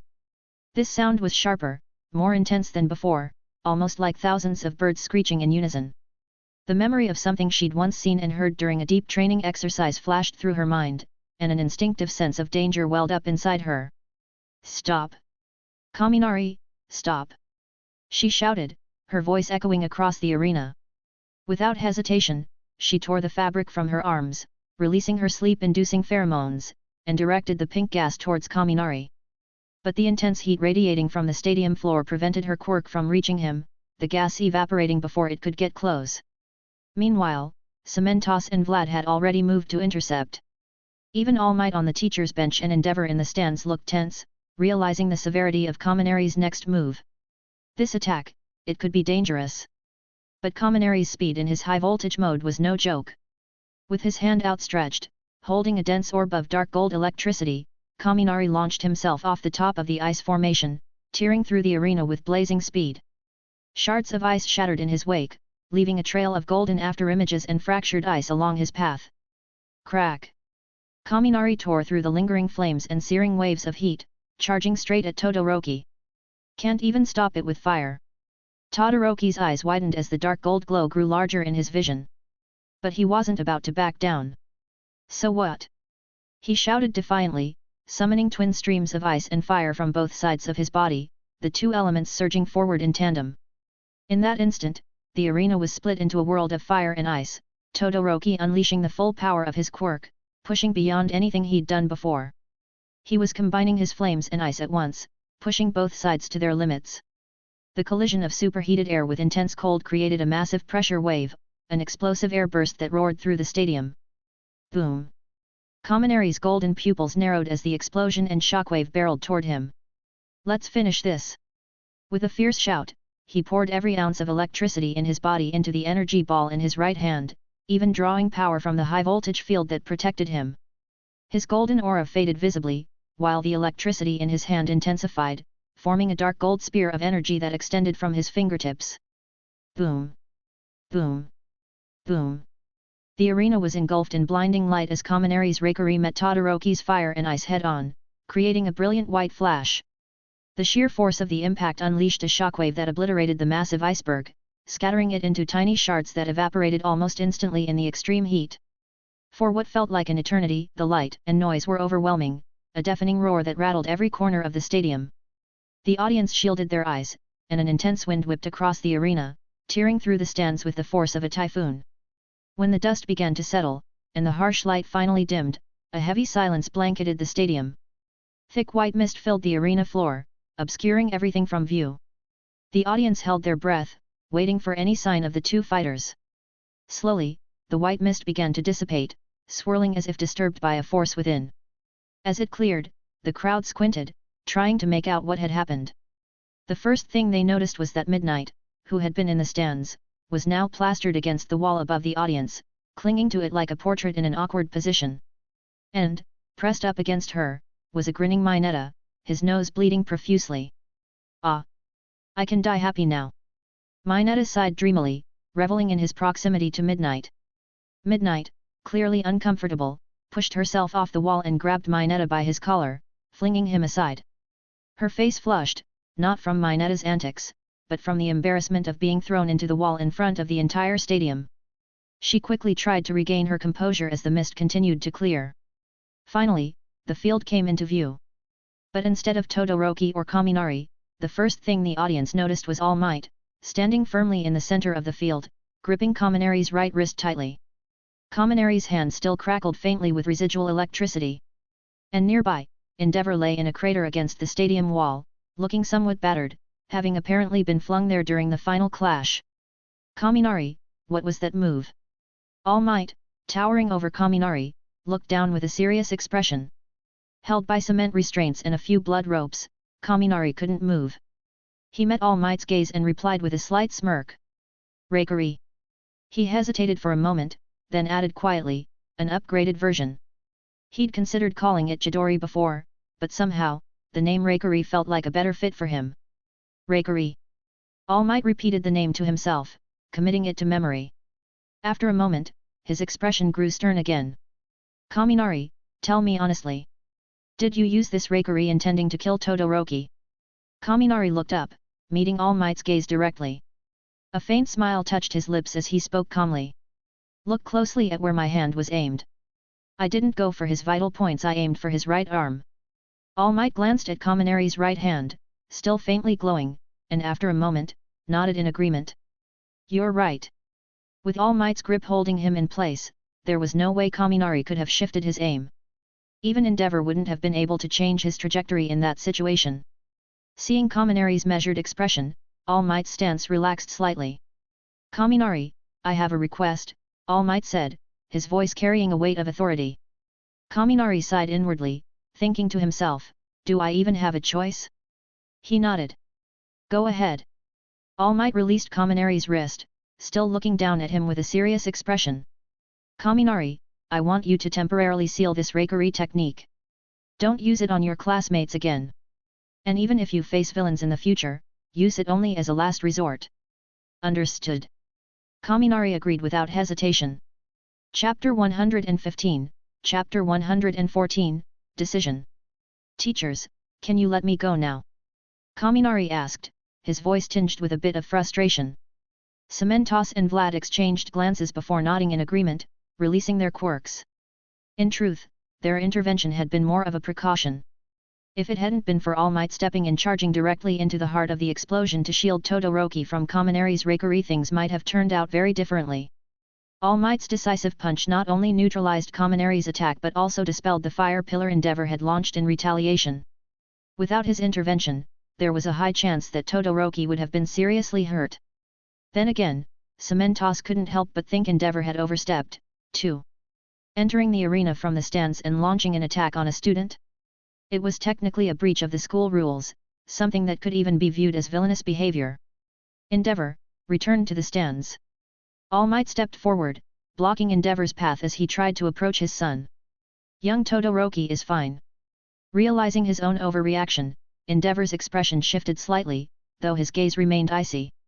He grunted, casting a long, hard look at Todoroki, then at Kaminari. With a final scoff, he turned to leave. Endeavor, sir. Just as he was about to walk away, Kaminari's voice cut through the tension. All Might, Cementos, and the other teachers looked at Kaminari, surprised. After all, Kaminari had come close to injuring Endeavor's son. What more did he want to say? Endeavor stopped, turning back to Kaminari with a cold, wordless glare. Nothing much, Kaminari replied, his earlier smile gone as he met Endeavor's gaze, his tone turning serious. Just a reminder not to forget the deal we made. Deal? All Might and the other teachers looked at each other in confusion, but Todoroki's face remained impassive. Endeavor didn't show any reaction beyond a flat response. I haven't forgotten. I'll be waiting. With that, he turned and jumped back into the stands, leaving the stadium in full view of the 120,000 spectators.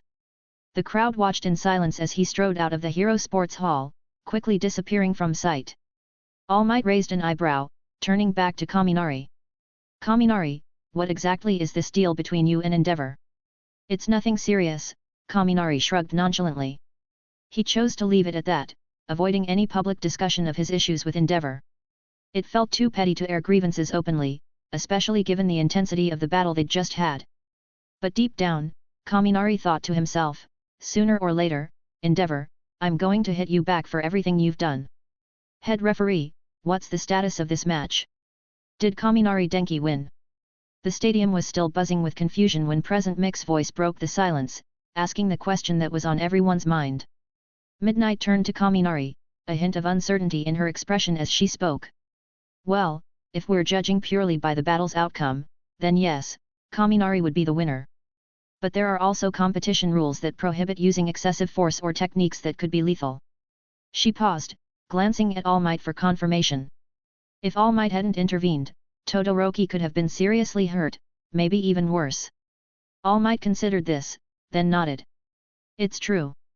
From the angle Kaminari attacked, he didn't aim for Todoroki's vital points, he was going for the shoulder. So it wasn't an intentional killing move. But given the power of that Raikiri technique, All Might's gaze shifted to Todoroki, who stood nearby, still looking shaken from the encounter. If that attack had connected with Todoroki's shoulder, it could have caused serious injury, maybe even a permanent one. So, based on that, Midnight nodded thoughtfully. We should be cautious with this decision. After a brief pause, she raised her voice to address the crowd. For now, we'll hold off on officially declaring the winner. Let's proceed with the next 2 matches, and during that time, we'll carefully review the situation. We'll announce the result of this match after the next rounds are completed. She knew Kaminari well enough, having trained alongside him in the mornings, and she wanted to ensure he was treated fairly. But as a pro-hero and referee, she had to remain objective. Sounds good. All Might nodded, showing his approval with a gentle smile before he turned to Kaminari. In that case, Kaminari, you should go rest. But regardless of what decision we reach, I hope you'll accept it with grace. He placed a reassuring hand on Kaminari's shoulder. Remember, having strength alone doesn't make you a great hero. You also need a strong heart, one that matches your power. Kaminari nodded. Understood. Turning to Todoroki, he added quietly, sorry if I went too far and scared you. Without waiting for a reply, Kaminari started walking toward the exit, but then he stopped, glancing back at Midnight with an awkward smile. Would it be okay to request a recharge? My electricity levels are running really low. With his increased capacity to store up to 3 million volts, recharging at school saved him from facing a massive power bill at home. Midnight chuckled and agreed. Sure.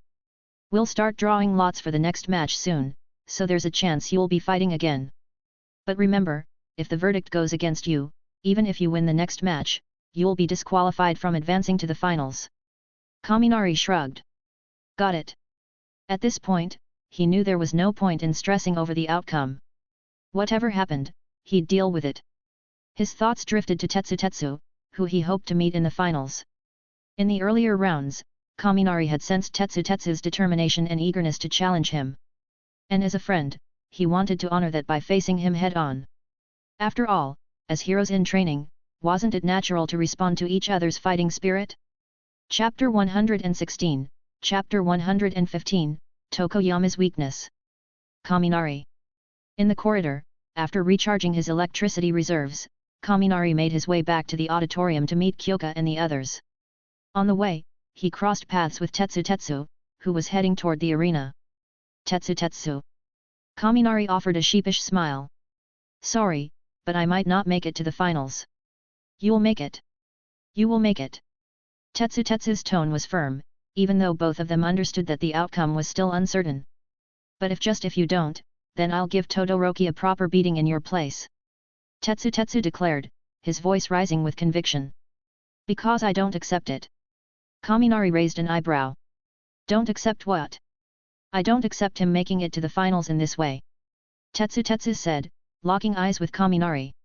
His voice was loud and full of dissatisfaction. For him, if Todoroki made it to the finals without having earned it fairly without truly fighting, it was nothing short of an insult to the competition. Well, before you worry about Todoroki, maybe you should figure out how to beat Tokoyami first, Kaminari teased with a shrug, trying to lighten the mood. Tetsu chuckled but didn't deny it.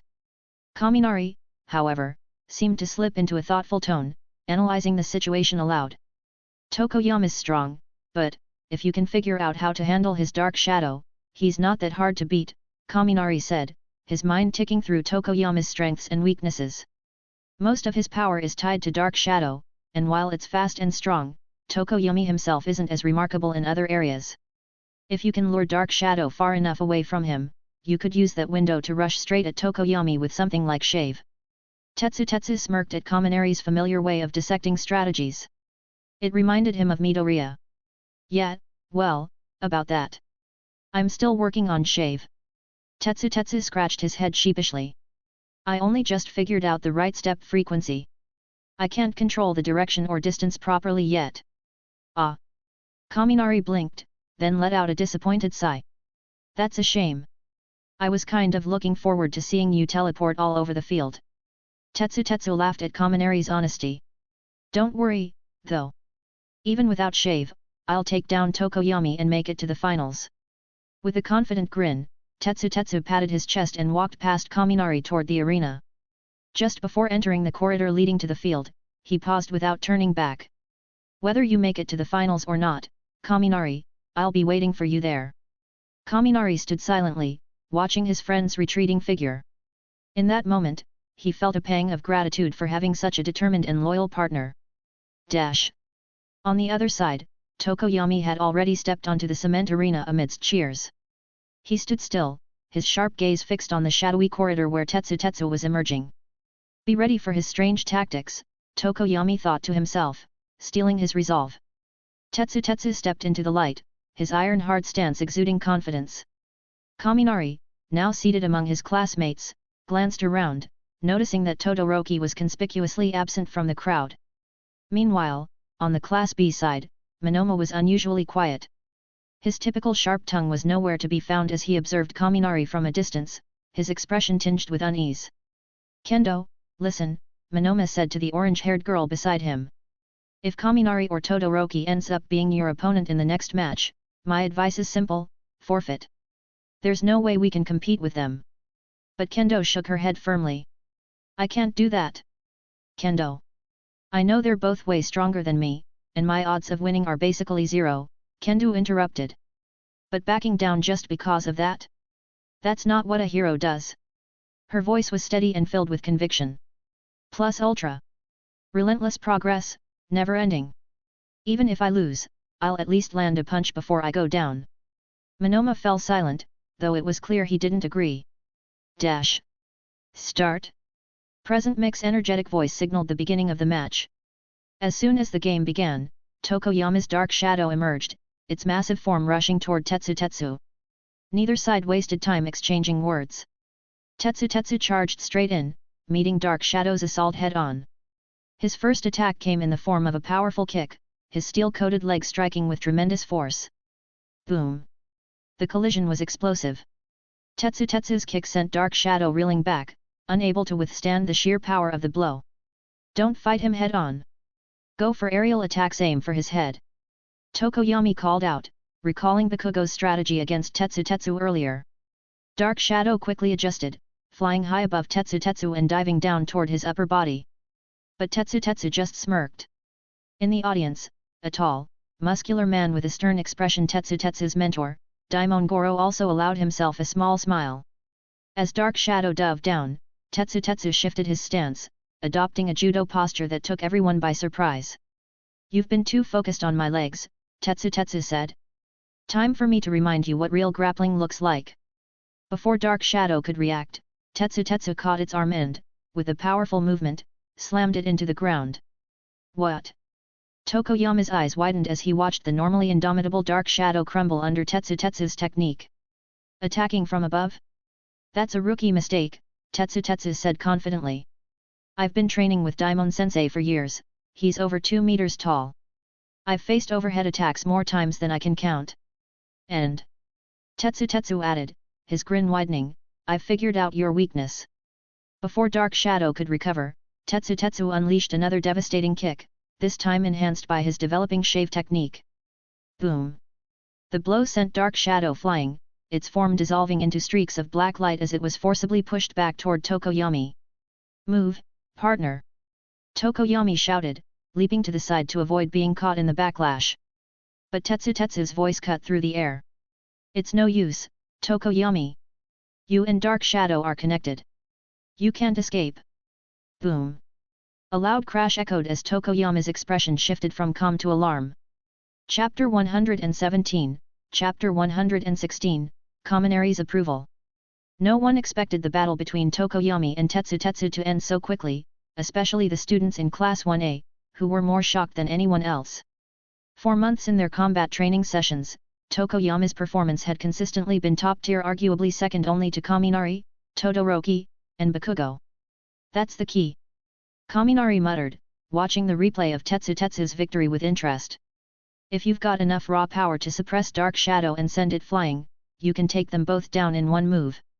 He analyzed the fight quietly, but his focus shifted to Tetsu himself. There was something different about him now, something that hadn't been there before. He's grown. He's learning to think more strategically, and his strength, it's improved a lot. He's putting in the work. What Kaminari didn't know was that Tetsu had taken inspiration from him. Watching Kaminari train relentlessly at the facility in Omiya Park had left a deep impression on him. Tetsu had seen Kaminari think through problems, analyze strategies, and train until he was utterly exhausted. Over time, that influence had subtly rubbed off on him. Kaminari's steady improvements had lit a fire in Tetsu's heart, driving him to work harder. He was determined not to be left behind, not to lose the chance to stand beside Kaminari as an equal. And so, his victory over Tokoyami made sense. It was the result of perseverance and grit. Hard work had paid off. Of course, if the battle had been held at night, things might have gone differently. So Tetsu's in the finals now, Ojiro said, his voice cutting through the lively chatter around them. Now it's just a matter of whether Kaminari or Todoroki joins him. Yeah, Azui agreed, her fingers pressed to her lips in thought. But I'm also curious to see who Kendo from Class B will face next. TCH, Bakugo grunted, sitting off to the side with an annoyed expression. Losing to Tetsu earlier had left a bitter taste in his mouth. This whole festival is garbage. I just want it to be over already, he thought, glaring at the field. On the stage, Midnight waved her whip dramatically, drawing everyone's attention. All right, folks. It's time for the next match. Let's see who will face Kendo Itsuka in the third round. The large screens flashed as the matchups were displayed. Kaminari Denki vs Kendo Itsuka. The result stunned the crowd. Even Kaminari blinked in surprise, momentarily speechless. Midnight Sensei, did you rig this? Kaminari muttered under his breath, earning a few chuckles from his classmates. Class 1B's section. Kendo, are you really going to go through with this? Momo asked, his voice filled with genuine concern for once. The rest of Class 1B also looked at Kendo with worry. But Kendo only smiled, exuding her usual confidence. Relax. All Might already sealed Kaminari's Raikiri move, didn't he? My odds just improved, don't you think? With a wink, she turned and walked toward the corridor leading to the arena. But as she reached the entrance, she paused and glanced toward the opposite corridor, where Kaminari was preparing to enter. Even from behind, his presence was unmistakable. Kendo clenched her fists and pressed her lips together, steeling herself. Even if I can't beat you, I'll give it everything I've got, she thought. That's what a hero does, and maybe I can at least last a little while. From the announcer's booth, Present Mike leaned back in his chair, turning to Aizawa with a bored sigh. This one's gonna be pretty one-sided, don't you think, Eraser? Aizawa considered saying something like Class 1B's Kendo is strong too, but he knew it would ring hollow. Instead, he simply stayed quiet. Mike shrugged, used to his old friend's bluntness. I wonder what the higher UPS decided about Kaminari's last match. If they disqualify him, that'd be huge news. After a pause, Aizawa suddenly asked, what would you do if you had to face Kaminari's Raikiri? Could you block it? Mike froze for a moment, caught off guard. He imagined the scenario, comparing his own voice to the sheer destructive power of Kaminari's attack. Maybe, Mike said hesitantly. If I went all out, the shockwave from my voice might match the power of Todoroki's ice and fire explosion. But I'm not sure. Aizawa raised an eyebrow but didn't press further. Instead, he nodded toward the field. They're coming out now. Mike seized the chance to drop the subject, flipping his mic back on. Ladies and gentlemen, the final match of the third round is about to begin. On one side, we have Class 1A's Kaminari Denki, the Kid Lightning. And on the other, Class 1B's Kendo Kazuka, the fierce big sister of her class. Start. As soon as Midnight gave the signal, Kaminari disappeared. In a blink, he transformed into a streak of golden light, vanishing from sight.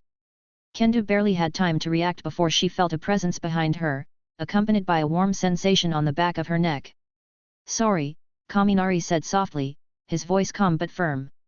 I'm a bit tired, so I wanted to wrap this up quickly. Kendo stood frozen, her mind racing. The gap between their abilities was even larger than she'd feared. Slowly, her shoulders slumped as she let out a long breath. So this is the difference? She muttered. Is it really this big? Behind her, Kaminari sighed.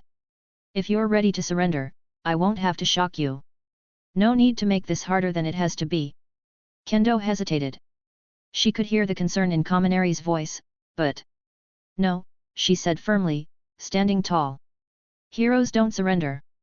If you're going to beat me, do it properly. Her defiance drew murmurs from the crowd, and her classmates shouted words of encouragement. Class leader Kendo. She's so cool. Kaminari tilted his head, a faint smile on his face. Got it. Crackle. A golden light flared around Kaminari, and Kendo let out a brief scream before collapsing to the ground, her body smoking slightly. Kaminari knelt beside her fallen form, his expression serious. I recognize your resolve, he said quietly. Chapter 118, Chapter 117, The Real Champion. While Kaminari was busy delivering the final blow to Kendo in front of a stunned audience, a private meeting was taking place elsewhere. Inside a conference room, All Might, Principal Nizu, and several other teachers, including Ectoplasm and 13, had been discussing the verdict for Kaminari and Todoroki's match. The final decision ultimately rested with Principal Nizu, who carefully reviewed the replay footage alongside All Might's input. Then it's settled, Principal Nizu said, swiveling in his chair to face the live feed of the festival. The competition outside seems to be wrapping up. It's time to announce the result. All Might hesitated, wanting to say something, but in the end, he let out a deep sigh, rose from his seat, and followed the other teachers out of the room. As he gently closed the door behind him, Principal Nizu murmured quietly to himself. Kaminari. Raikiri. I hope you don't lose your way. The principal's small frame looked even smaller as he stared at the screen showing Kaminari's quiet figure on the field. He sighed again. I wonder what kind of impact this judgment will have on you. What? Back on the field, Midnight, who had just announced Kaminari's victory over Kendo, received the decision through her headset. Her expression shifted almost immediately, darkening in a way that surprised the audience. She had anticipated the outcome, but now that it was official, a heavy sadness settled over her. Kaminari was one of her brightest students, someone who worked so hard and stood out in so many ways. But now? Why does it have to be like this? Taking a moment to compose herself, Midnight straightened her posture and returned to her role as the chief referee. Attention, everyone! She called out, her voice cutting through the chatter of the crowd. The verdict regarding Kaminari Denki and Shoto Todoroki's match has been finalized. The stadium fell silent instantly. Even those who had been concerned about Kendo being carried off by the ambulance robot shifted their focus entirely to the announcement. The Class 1A and 1B students all turned their eyes to Midnight, their faces tense.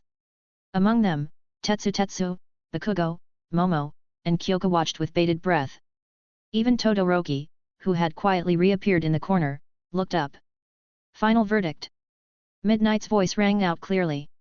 It has been determined that Kaminari Denki used an excessive and highly dangerous move, Raikiri, during his match. This move nearly caused irreparable harm to Shoto Todoroki. She paused briefly before delivering the final blow. Therefore, Kaminari Denki is disqualified for violating the rules. Shoto Todoroki will advance to the finals. The crowd fell into a stunned silence. The energy of the Heroes Sports Festival seemed to freeze, leaving behind only a heavy tension in the air. Kirishima clenched his fists. What? Kaminari, disqualified. Kaminari. Kyoka whispered, her hands trembling as she covered her mouth. Tears welled in her eyes, her disbelief etched onto her face. Meanwhile, Kaminari's parents, sitting among the spectators, were equally devastated. His mother wept quietly, her heart aching for her son. His father, on the other hand, sat stiffly, his face pale and his expression unreadable, but his fury was evident in his clenched jaw. Damn it! This is wrong! Tetsu stood abruptly, storming toward Todoroki with fire in his eyes. I don't accept this. You lost, and everyone here knows it. Todoroki stared back at him, his face unreadable. After a long pause, he spoke quietly. You're right. I lost. I don't need you to remind me. With that, he walked past Tetsu, his gaze unwavering despite the angry stares and murmurs from the audience. His demeanor was eerily reminiscent of Endeavor's earlier exit. Then, to everyone's surprise, Todoroki stopped near the edge of the stage and addressed Midnight. His voice was soft, but the playback equipment ensured that everyone in the stadium heard him clearly. Teacher. I abstain. Gasps rippled through the crowd as Todoroki turned and walked toward the corridor, disappearing into the shadows without another word. The light in the corridor seemed to dim as he left. Midnight stood frozen, momentarily unsure of what to do. Todoroki had forfeited. Kaminari was disqualified. Kendo was unconscious. Tokoyami had already lost to Tetsu. Who's left? Midnight thought, panic bubbling in her chest. What kind of ending is this? After a brief pause, she reluctantly reached for her headset. What now? A heavy silence greeted her before the official response came. Tetsu takes first place. Tokoyami Fumikage is second. Kendo Itsuka is third. Announce it and move on to the awards ceremony. Midnight's heart sank at the lackluster conclusion. What a mess, this is going to be so anticlimactic. Still, she had no choice. With a deep breath, she stepped forward and announced the results to the audience. Predictably, the crowd erupted into boos and jeers. What kind of joke is this? Tetsu didn't even fight in the finals. Why disqualify Kaminari? Todoroki was fine, wasn't he? He was saved in time. And Kaminari agreed on not using Raikiri. This isn't fair. Even as the audience protested, the decision remained firm. Principal Nizu, watching from his office, sighed quietly. He, too, felt a pang of regret. The boos carried on through the award ceremony, drowning out much of Midnight's commentary. The winners themselves looked more awkward than triumphant. Tokoyami and Tetsu exchanged uncomfortable glances, while Kendo, still recovering from her match, barely managed a polite smile. Meanwhile, the reporters surrounding the stadium were practically vibrating with excitement. Cameras flashed, pens scribbled furiously, and headlines began forming in their minds. Raikiri shocks the Heroes Sports Festival. Who is the real champion? But amidst the chaos, as the awards were being handed out, Tetsu suddenly stepped forward. He puffed out his chest, raised his head, and shouted at the top of his lungs. First place belongs to Kaminari Denki. His declaration echoed through the stadium, silencing the crowd for a brief moment. Chapter 119, Chapter 118, News about Combat Uniforms. The Heroes Sports Festival, which had been filled with energy, excitement, and tension all day, finally came to an end. But it didn't end triumphantly. Instead, the conclusion was met with dissatisfaction, complaints, and boos from the audience. While the spectators went home to stew over the results, the students returned to their classrooms to wrap up the day. Yet the atmosphere in Class 1A was anything but celebratory. Almost no one had a smile on their face, and the tension in the room was palpable. The focus of the uneasy atmosphere was undoubtedly Kaminari and Todoroki, though Tetsu's visible frustration also added to the weight in the air. Still, the awkward silence was a testament to how deeply this sports festival had affected everyone. It left an impression that none of them would soon forget, though the feelings it stirred were far from pleasant. The sound of the classroom door sliding open broke the silence. In walked their homeroom teacher, Iida, his head still wrapped in bandages. His somber presence only seemed to make the mood heavier, given that he was also seen as part of the authority at UA. Do you think Kaminari's punishment was unfair? Iida asked softly, glancing around the room as he stood at the podium. The room remained silent. But the expressions on most students' faces made it clear they felt it was unfair. The punishment was correct, Iida continued firmly. Kaminari's Raikiri is indeed a move that goes beyond the limits expected of a 15-year-old student. And if All Might hadn't intervened. His sharp eyes flickered to Todoroki, sitting quietly in the back row. The damage to Todoroki could have been irreversible. Do you disagree? No, I agree. Todoroki nodded without hesitation, his expression neutral but his tone resolute. As someone who had been on the receiving end of Raikiri, he fully understood the danger it posed. The threat he'd felt in that moment was real. Kaminari, sitting nearby, listened to Aizawa's reasoning and Todoroki's agreement without reacting much. Deep down, he understood why the heroes had taken Raikiri so seriously. It wasn't just the move itself, it was about the context of the world they lived in. The world he now inhabited, despite having villains and conflicts, was largely peaceful. There was structure, there were rules, and there was accountability. It wasn't like the Naruto world, where Raikiri had been forged, a world plagued by constant wars and killing, where survival often meant resorting to lethal techniques. Raikiri wasn't meant for rescue or capture.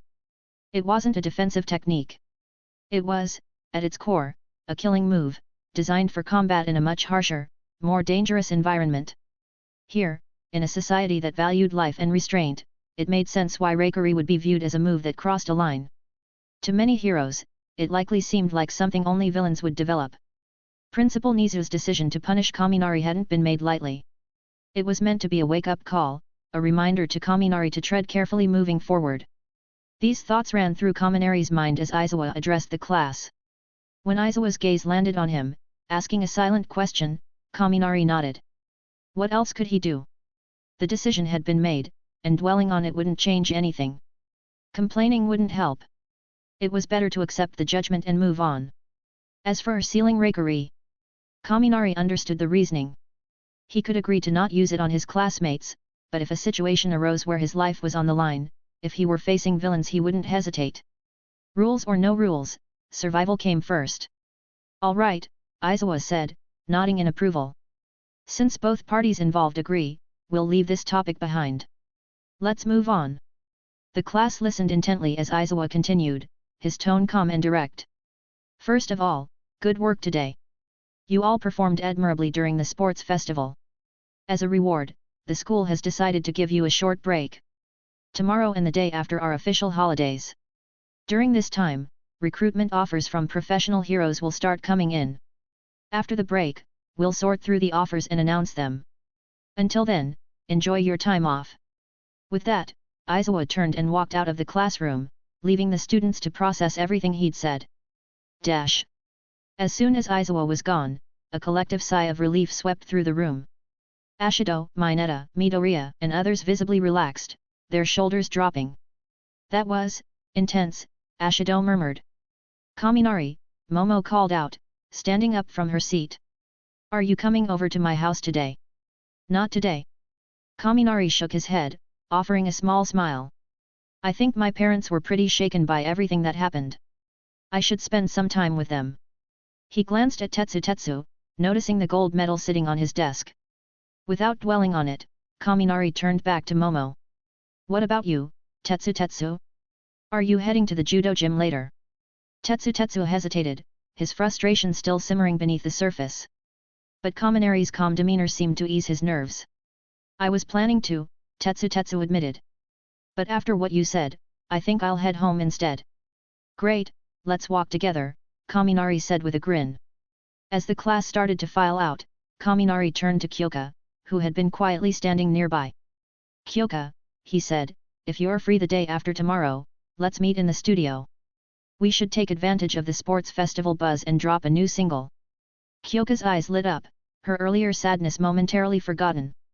You've got a new song? Yep, Kaminari replied. Today's experience gave me some inspiration. He thought to himself that now was the perfect time to release a song.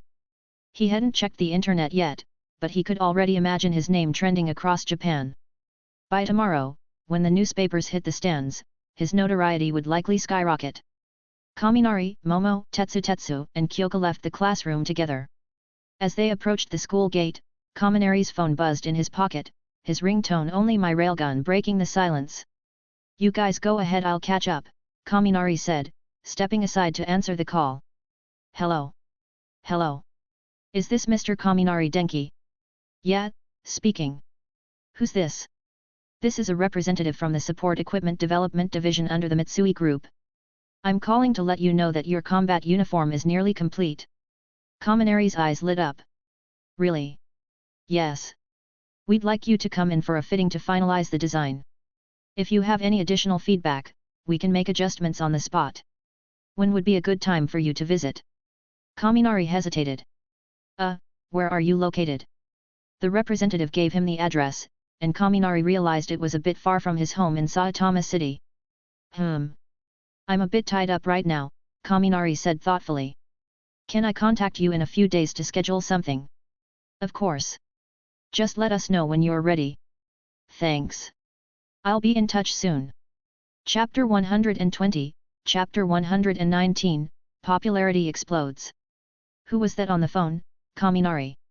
Tetsu asked curiously as he and Kaminari walked side by side toward the subway station. While asking about phone calls might be considered rude in Japanese culture, it all depended on the closeness of the relationship. It was about my combat uniform, Kaminari replied casually. It's my new one. They want me to try it out soon. Then, as if suddenly struck by an idea, Kaminari grinned. You know, if the combat uniform they've made for me turns out great, I'll have the same company Mitsui design yours. They're a big name, so the quality will definitely be top-notch. Deal. Tetsu said immediately, without a hint of hesitation. I'm counting on you, though. It's gotta be military style and make me look cool. Don't worry, Kaminari said with confidence, patting his chest. I'll make sure it's everything you want and more. But as the two approached the subway station entrance, they noticed an unusual commotion around them. At first, it was faint whispers, but it quickly grew louder and more chaotic. Hey, isn't that Kaminari Denki and Tetsu? It is. I can't believe I just saw them on TV, and now they're here in person. Wow, it's so surreal seeing the real number one and the real strongest person walking together. What's the big deal? Someone chimed in. Didn't you hear Tetsu's shout at the end of the sports festival? They're clearly good friends. The murmurs turned to excitement, and then came a sudden, high-pitched scream. It's Kaminari Denki. Ah! He's so handsome. No way am I actually seeing Kaminari in person. Within seconds, a group of middle school girls wearing uniforms came rushing toward them, their faces alight with excitement. They surrounded Kaminari in an instant, effectively pushing Tetsu to the side without a second thought. And that was just the beginning. As it was the end of the school day, more students elementary, middle, and high school alike poured into the station. The crowd quickly grew, with more and more girls flocking toward Kaminari, their voices merging into an overwhelming chorus. Denki! Denki! Where's your Pikachu? Yeah, bring out Pikachu! Is it in a Pokeball? But Pikachu hates those, doesn't it? The entire subway station was soon packed with a swarm of students, all clamoring for a chance to talk to Kaminari. Kaminari, on the other hand, couldn't move at all. No matter how hard he tried to step forward, the crowd was so dense that he was completely stuck in place. The scene wasn't just inconvenient, it was causing problems for the other subway goers. Calls were quickly made to the local police, and within minutes, 2 patrol cars pulled up outside. But when the officers arrived and saw the mob of kids swarming the station, they were momentarily stunned. Is this some kind of celebrity meet and greet? One officer muttered, bewildered. We need to disperse them fast, another said grimly. If something happens, it could turn into a disaster. Using megaphones, the police began urging the students to leave, but their voices barely reached the outer edges of the crowd. The noise from the excited children drowned out everything else, and the officers could do little more than contain the chaos. Not long after, professional heroes arrived on the scene to help. Among them was Kamui, his distinct wooden mask making him easily recognizable. What do we do, senior? Asked Mount Lady, who had followed Kamui to the scene. She seemed slightly panicked by the size of the crowd. We need to find the center of the commotion and pull them out. That should calm things down, Kamui replied, leaping onto a nearby street lamp with his wooden arms. From his vantage point, it didn't take long to spot Kaminari in the heart of the crowd. It's him. Well, no wonder, Kamui muttered. As he prepared to use his wooden branches to extract Kaminari, a sudden burst of music interrupted him. The music blasted at maximum volume, cutting through the cacophony like a sharp blade. The crowd, initially buzzing with excitement, began to quiet down, their voices lowering to a murmur as they turned to look at Kaminari. He was holding up his phone, the source of the loud music. Once he was sure he had everyone's attention, Kaminari stopped the music, flashed a bright smile, and called out loudly, "Hi, everyone! Yep, it's really me, Kaminari Denki. Thanks so much for liking me and supporting me. I'm honestly so grateful." He continued, his tone warm and sincere. "But, I'm super tired and hungry after today's festival. So, while I'd love to sign autographs and take pictures, I really need to get home. You're welcome to snap photos from where you are, but can you please clear a path for us? The students exchanged glances, and then, after a brief pause, began to laugh. He's so cute. Yeah, Kaminari is adorable even when he's desperate. He actually used music to calm us down. I like him even more now. Although some were disappointed, the crowd eventually began carving out a narrow path for Kaminari and Tetsu to walk through. As they reached the entrance to the subway station, Kaminari turned back, smiling again. Oh, by the way, he said, his voice loud enough to carry to the back of the crowd, the Pikachu band will be recording a new song the day after tomorrow. It'll drop on MTV this Sunday, don't forget to check it out. The cheers that followed were almost deafening, but Kaminari didn't linger to soak it in. He quickly headed down the stairs with Tetsu at his side, leaving the excited students behind. Once inside the subway car, Kaminari and Tetsu finally had a moment to breathe.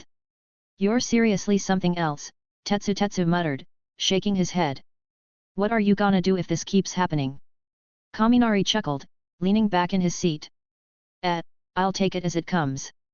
If anything, it just shows how much people like me, right? Tetsu sighed, running a hand through his hair. I guess, but man, being surrounded like that would drive me nuts. I don't know how you deal with it so easily. Well, that's something you'll need to work on, Kaminari said seriously. Pro heroes are public figures, too.